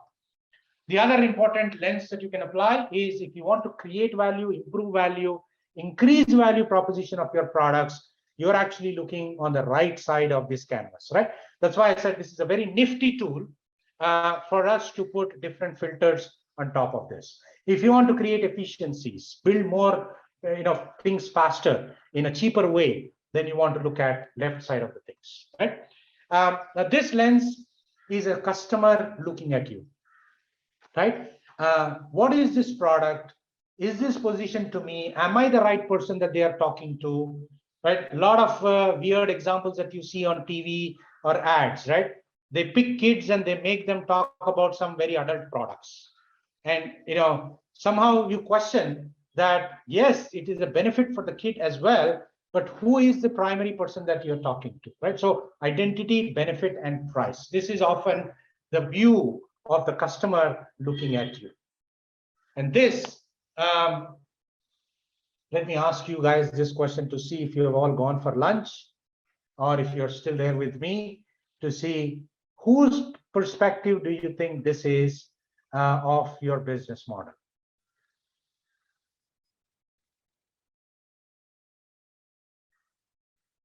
Whose perspective is this? Who is looking at your business model? Remember, business model are all these aspects, part of your business, that are coming together to create value, deliver value, and capture value. So if this is how CEO or the product manager. CEO or the product manager, remember, that's fair, but there is a much more specific audience that are looking and asking these questions. The question is investors, stakeholders. Absolutely, right? People who are putting money behind this, people who are betting on you. Those could be the CEOs and CPOs inside the company, but those could be external investors saying that, what is the market opportunity here for this product? Is this growing or is this shrinking? What kind of traction has this product got so far in the market, right? Are we seeing a decline? Are we seeing a growth? Are we seeing hyper growth? What is it? And if we are growing like this, what kind of margins are we seeing today? Is that going to change? Is this going to be a profitable business? And all of this is fine, but what is protecting this product from somebody coming with more resources coming and squashing you like this? What's your defensibility, right? So nice lens that you can apply, different lens. And by the way, there are a dozen more that you can go and understand, but I just thought I'll bring in these to demonstrate the usefulness of this particular tool. Yeah. Okay. Now that we understood how to visually think about business models, let's talk about 3 ways how lots of companies are finding ways to differentiate your product or their own products with these business models, right? Now, if you look at this, again, when we overlay this, there are many ways that you can differentiate. One, either based on the product or the design, right? Which is essentially your core value proposition could change to include more features, right? Remember the dimensions that we talked about, either it is features or performance or design part of it, right? Or we look at disruption from customer's point of view, right? Which means the customer segment and the relationship. Is there something that we can do very differently that other competitors in our market are not thinking or not doing, and we bring a significant differentiation in the eyes of the customer? Sales channel driven innovation, right? The way that the products are made available to your customers or sold to the customers, or the way that the customers receive these products, there are some established ways today that are being done. Is there some ways that we can do very differently, some innovation that we can bring in and do that? Now, I'll talk about some examples subsequently, but understand that each block you can look at this and come up and ask this question: what can we do differently? How can we redesign this part of it today to make it more compelling for that same group of customers, right? Now, if you are not thinking this way, usually it bothers us that there are 10 people, 20 customers, 20 products, big companies, companies with huge brand. Who am I? How am I going to make a dent here? This question bothers us. And if you take that common approach of feature driven, right, the product driven approach, you will be making incremental improvements, but not radically different way for your customers to see you. So for that to happen, you have to take a lot more exhaustive and involved exercise of differentiating using these aspects of the business model. So let's I'll skip the product or offer driven, because most of it is, as I said, features, more features, faster features, or amazing design, which makes it faster, which makes it easier. Yeah, go ahead. I think I am completely with you when you say that we do the product driven differentiation, and product managers as such keep only that in mind.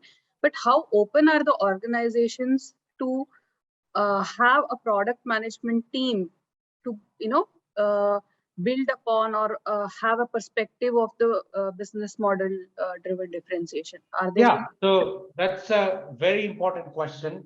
And unless somebody socializes the concept, the idea, taking the initiative and saying, we've always been looking at the product, but here is some evidence that I gathered from either our customers or the market that we can look at, or even other industries. And this is what I wanted to emphasize later, which is look at other industries, how they are disrupting, and see if you can bring those changes into your model to differentiate yourself. It's not going to be easy for sure, right? But larger companies, bigger companies understand this intuitively. Because remember, larger companies have established customer relationship models, established sales channels and delivery models, established revenue streams, not just for one particular product, but probably a portfolio of products, right? Established ways of cost structures, all of these things. Now, when you propose something like this, you have to be cognizant and you have to make them also understand that while we want to redesign some part of it, other parts will get disrupted too. So how open are we to take that step? The choice is we can continue to make incremental improvements, or are we ready to go towards an uncontested market space and get the market share before everybody else comes into this with the same product? I'll give you a practical example that I went through. It took me 3 years to make that successful, right? I worked on a product that created basically that provided employee collaboration in an enterprise, right? All of you may be using today some chat application, messaging applications like Slack or Teams or whatever, right? And this was all much before Slack even came in. So our product basically provided a mechanism for employees to exchange messages, documents, links and chats and whatnot. And it provided some integrations to enterprise systems like your defect tracking systems, purchase order systems, leave approval systems, whatnot. Now, this was all built on some amazing open technology. And the product was always positioned to the enterprises. Something that happened when I was a product manager there, I read a very detailed article about how the cable TV industry works, right? In terms of their set-top boxes, in terms of what happens when a user schedules a recording, right? So if you're familiar with Tata Sky, Dish TV, and Airtel and all of that, you can actually say, record this program for me, which is going to come in the future. You can schedule a recording, right? And so what happens in that workflow? And many popular products in the US started doing this, a product called TiVo as well. So when I actually went and read deep in that industry, my insight was that all of this product offering of services in that industry was fundamentally underlying the same technology that we were using in our context to provide that communication between people, right? Our product was providing communication between people. Another product which used very similar technology was providing communication between devices, right? Now, I said, why don't we bring some of the elements of that into our current context and see if we can address a completely different customer segment. Remember, the customer segment here was enterprise users, right? Employees of the company. So then, of course, I had to go prepare one deck and presentation and a story and some evidence, some third-party examples come from a completely different industry. And then my initial reaction was, let me discuss this with the sales team first to see if they are seeing any use cases like this, right? The sales was the wrong team to go because they were very narrowly focused on selling to the customer segment that they have, meeting their targets and getting things done. So this journey took me about 1 year to get the attention of my leadership team. And fortunately, they said, look, we may not want to create all of these things as a separate business now, but can we get 1 or 2 customer successes so that all of us internally are confident that we can spin off a completely different product altogether for this. And for me to do that regularly, right, every month conversation with marketing team, with sales teams, with the engineering team, with the leadership team, with partners in that particular segment. It took 2.5 years.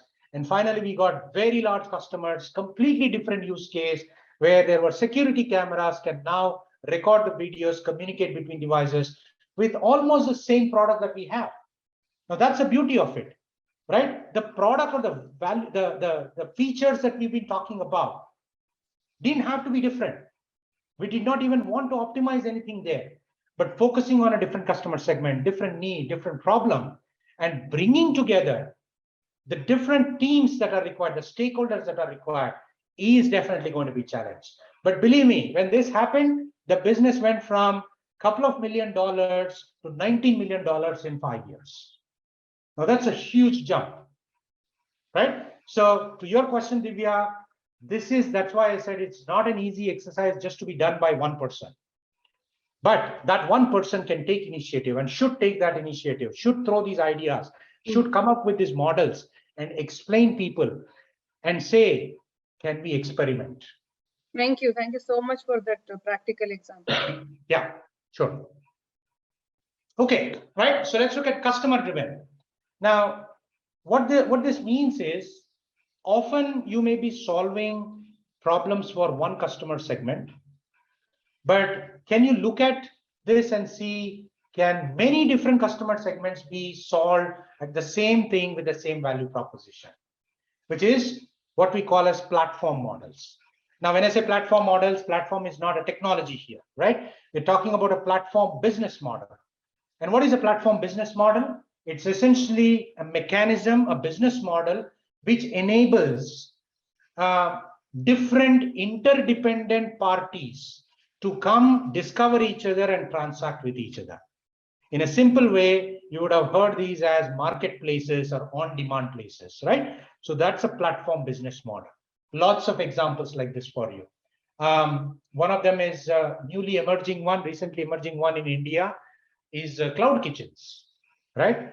A company started a kitchen to serve its customers through its product or offering, right? And then they realized that if you can make the same thing available for other people who are developing their own mobile apps for food ordering, it's now solving problem for multiple. So that's the concept of cloud kitchens. In terms of digital products, I'm sure you've heard of super apps, right? Super apps are, example is WeChat. It started with a messaging app, but you can pretty much do everything in that app, right? You can buy food, you can make payments, you can transact on banks, you can buy crypto, you can order cabs. Apparently, recently, you can even divorce people on the super app, right? On WeChat. So these are the products that are not just focused on one particular need or one particular customer segment, but many, many of them. The other aspect of customer driven is what we call as community of fans. So communities can be very strong differentiators for your product, right? Great examples. I don't know how many of you know about this product called Twitch, right? If you have a teenage son, teenage kids, you will know this. It's basically a game, a streaming service. And it's funny, I never understood the value of it, but apparently it's highly valuable for the gamers. It's a service where gamers stream themselves live while playing a game. And millions of people are watching this person play that game. They're not playing the game. They're watching this person play the game. Now, don't ask me, as a product manager myself, I'm thinking hard, what is the value? I'm sure there is, and I know there is, but as a person, it's hard. But this Twitch generated and garnered and built, what is the right word for this? A community of fans, a rabid fan following, that millions and millions of people who are watching Twitch streams at any given point in time. This, in some cases, is larger than YouTube. So, of course, not surprising, Amazon came and bought that company. And you see now, Amazon used that part of it to increase their value proposition of AWS by bringing a gaming engine, right? So remember, value proposition doesn't have to be built. It can be acquired too. Many companies do that. It's a great example. The Twitch was brought by Amazon AWS, and now it's part of AWS, not as a Twitch, but use that gaming engine for developers to make games on that platform. But community of fans is what differentiated Twitch from several half a dozen such things, not so much fans that are available. Another good example that I can think of, the other day when I was traveling on the highway, I saw this. I'm sure you would have seen this gang of Harley Davidson bikers, right? Harley Davidson bike is a product, but the value of that product is a lot more with the community, because Harley Davidson does a lot of things to nurture, to build this community, arranges trips, gives out merchandise, gives training, popularizes them, a lot of those things. So they are attached to it. Number one, stickiness. Number two, references. A lot of these things can build differentiators for you from a customer-driven perspective. Okay, number two, channel-driven. Now, when we say channel-driven, we're talking about delivery as well as sales channel. Typically, what are the delivery channels that you have, right? If you look at it, it's home delivery, right? Many of you are obviously familiar with home delivery, Swiggy delivering it to you, your home, Amazon delivering it to your home. These are all existing delivery channel models. But let's say now you want to start something, and either you compete or you differentiate on the product, or this could be one dimension that you can look at and say, can we make this on-demand delivery? Meaning, it doesn't have to be home delivery.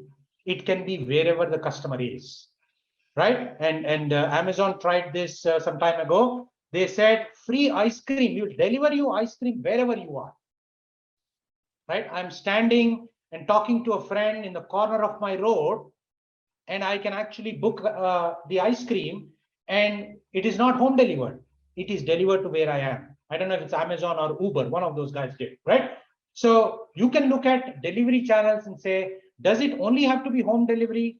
Can it be on demand wherever the user is, or drone delivery now, or future? Think about the future. Delivery is happening, digital delivery is happening through AR, VR, and those immersive technologies, right? So it's move things in terms of how can we make the product available to the customers, or more importantly, what are the channels that our customers prefer to receive that, right? So good examples there. Also, right, Myntra, if you guys, one of you said you used Myntra before, they came up with try before you buy, right? Delivering it to home, try it out and take it out. That's a bold model that Myntra has taken. It involves lots of risk, but it is worth experimenting, because a huge number of customers have actually said that, look, I don't want to buy just by looking at pictures and catalogs and whatnot. I want to try, right? There's an interesting example there, Chrono Drive, right?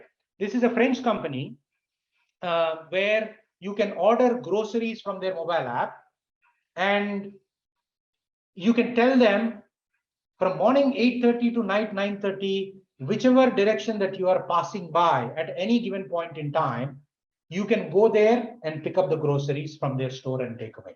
So it is not home delivery, it is not on-demand delivery, but you are now actually going to that place, any store, by the way, in the city, right? Not just there is no single store, whichever is comfortable for you. So these guys have disrupted that or differentiated themselves. Otherwise, you will look like any other delivery, grocery delivery product.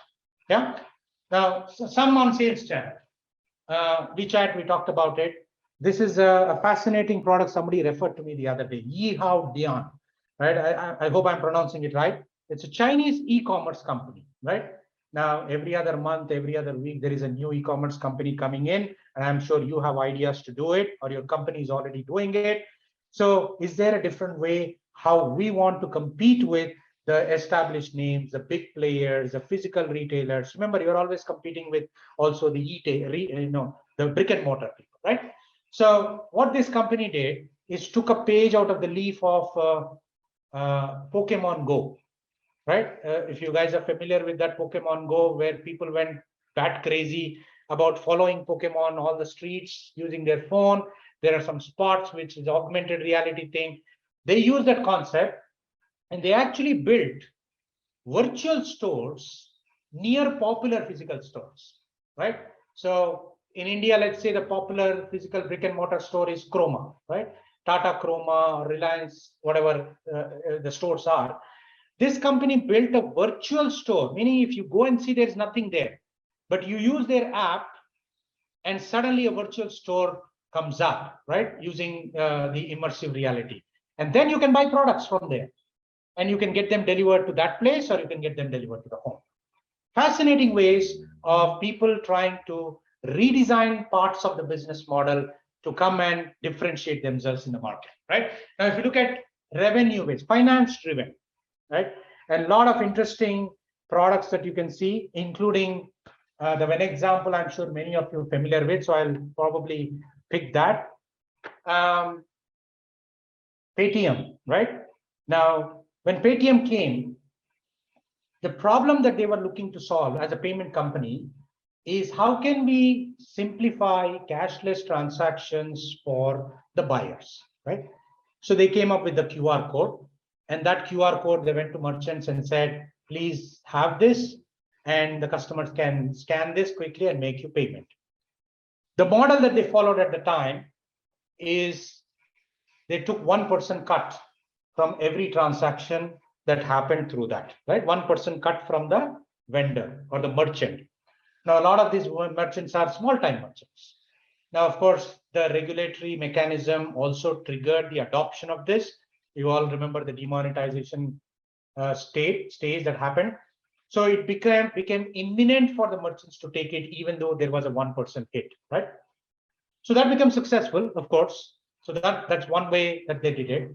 But there's another company that came along and looked at it differently. They said, let's solve the problem for the merchants, which is, now, of course, while Paytm came, PhonePe came, Google Pay came, I mean, a lot of these different payment technologies, and thankfully UPI came and tried to standardize all of that. So another company came and said, we'll give one QR code for anyone. And this QR code, we'll give it to the merchants and basically not charge any transactions on that. Right? Let them scan it, let the customer scan. They can use Paytm, Google Pay, any of these payment wallet, digital wallet apps, and all are accepted because this is now built on UPI.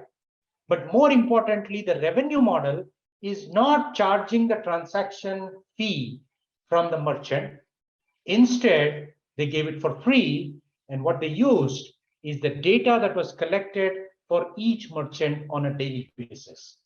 They looked at that data, went to that merchant and said, excuse me, look, you need a loan. Here are your transactions. We know how much money you're making on a daily basis.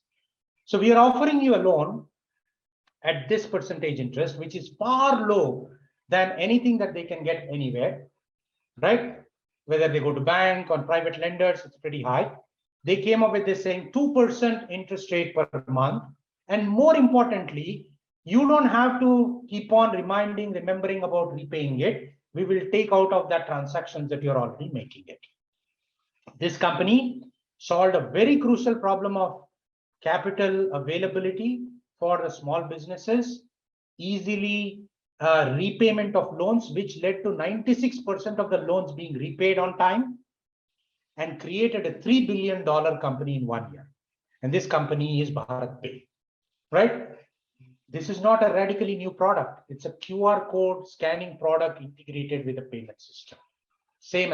Now, this company is a lending company, not a payment company. And hence they started looking at how do we differentiate this from our perspective, right? Now, of course, lots of people are entering this market from different directions, and that's the nature of market, right? So you have to continuously look for areas, and this provides a nice blueprint, if you will, or at least a starting point to look at every aspect of this in your business model. So how do we go about doing this, right? All of this is nice, good examples and all of that. But how do we go about doing this? So I'll provide you some steps, and each of these are very involved steps, but this will help you follow through and at least start the conversations within your product teams, within your companies to say, you know, what are the other ways that we can look at our customers, our markets, our relationships, our revenues, our sales channels, our delivery channels, our product itself, our activities that we do, or all of these things.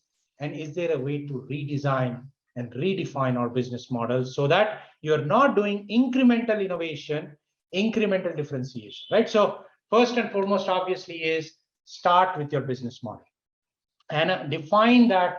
And many of you may not have a good understanding of it today. And that's where you need to bring in from different teams. Set up conversations with them proactively, understand in depth, what is the profile of our customer segments? How are we reaching them? Which team is doing it? What channels do we have? This requires you, and it gives you two advantages. One, it gives you a very good understanding of your product business. Second thing is, what is really required for you to grow in your career is that network within your own company, the network outside the company. In this case, more importantly, it's a network within the company from across the cross-functional teams, right? Whether it is marketing team, whether it is sales team, whether it is partnerships team, whether it is development team, whether it is finance teams, or even the leadership teams. So you can use this as a context to understand more about your product business and along the way build those relationships, right? And then evaluate and extract those challenges. So every business model has challenges. Different people are looking at it, whoever is responsible for that, and highlighting those challenges.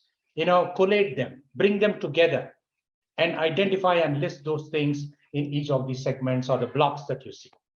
Third one, as I mentioned, seek inspiration from other industries, from your customers, from the trends that you're seeing. Something that may have been done in the printer industry. By the way, printer industry is dying, right? Many of you can empathize with that and understand with that. A lot of things have moved already digital and probably more. So now if you are in the printing business, what do? Right? The easiest option is we'll continue to do what we are doing and then we'll go obsolete whenever we go obsolete. But is there a radically different way of looking at that product and thinking about it, right? So seek inspiration from the other industries, bring those ideas, and focus on each of those models to come up with proposals. Remember, you are not going to be the person to be responsible or accountable for any of these things, but you can act as an orchestrator. Now, this is the job of a product manager or a product leader, irrespective of the title that you have. Remember, titles are different, titles can vary.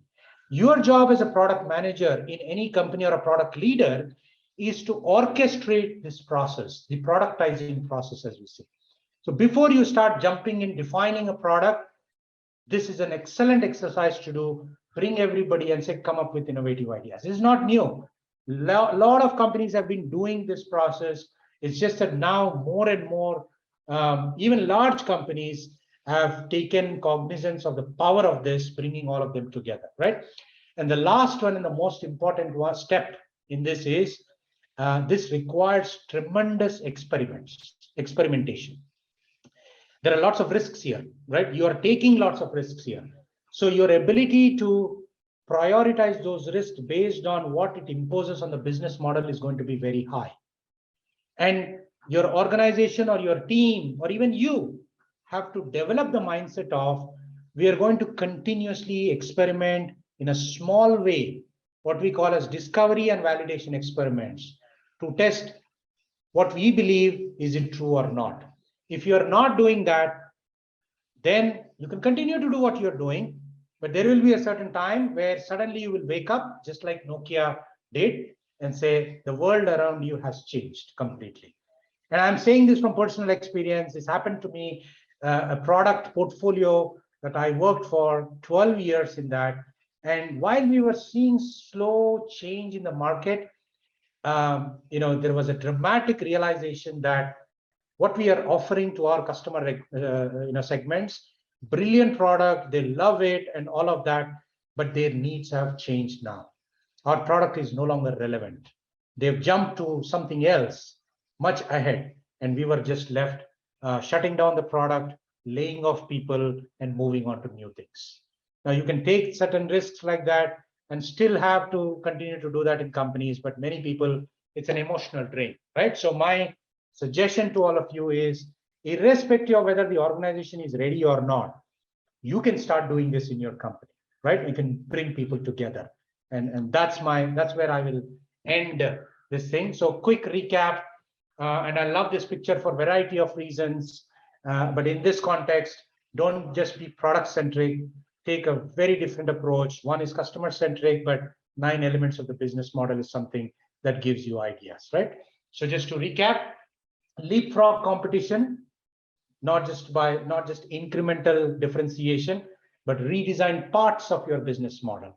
And this requires, of course, help you to move into uncontested spaces, something that, even today, if you look at it, the example that we talked about, the HP printer, there is not many people who is doing that. And that entire market is right now run and captured by HP. Of course, it created some monopolistic practices. There were some lawsuits and all of that has happened. But the space that they've created is so unique that they are leveraging all their strengths in there, right? Right from supply chain, distribution, product with IoT integration, revenue model being subscription, customer being delighted, saying that I don't need to now think about any other ways to get the cartridges, right? I can't emphasize more, and thanks Divya for asking that question. Stakeholder alignment. Again, stakeholder is a very broad word. You have to figure out who are the 3 or 4 most important people that you want to go and build a consensus, right? Make them friends, make them see this point of view. And of course, the central goal should be, how do we continuously disrupt the markets or create marketplaces for us? If you can't experiment, please don't even bother doing this. It's very dangerous, right? You could kill your current business and end up with lots of people losing their jobs. So if your company, organization has the mentality of experimentation, then it's a fantastic way to do it, right? Finally, learn from what other people have done, what worked, what did not work, right? As of I don't know, maybe a month ago, last I looked, there are 55 patterns that you can look at and how to use them in the product context for business model redesign, right? And that is continuously evolving. This is an area that is undergoing dramatic innovation. So with that, I will pause and see if there are any questions.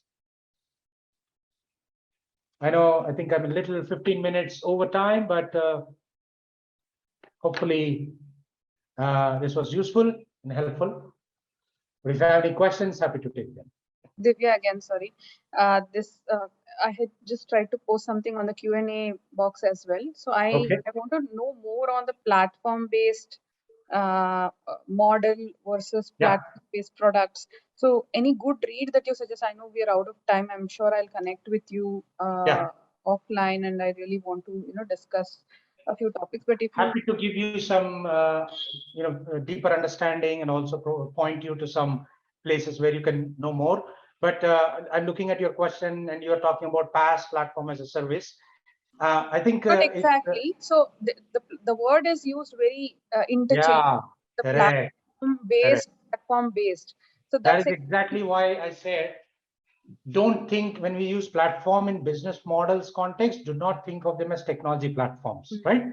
And these are platforms where you are bringing interdependent parties who have, some of them are producers, some of them are consumers, some of them are facilitators. And what are those kinds of business models that you can think of, right? Popular business model, there is an on-demand or an e-commerce model, right? There are several others that you can look at. Yeah, any good read suggested by you, Satish, to understand more on the? I can refer you to something else. Not coming on top of my head. I don't know if I have anything in my library. I'll get in touch with you then. Yeah. Sure. Thank you. Good. Okay, good. Any other questions? I'm just hoping we'll get this.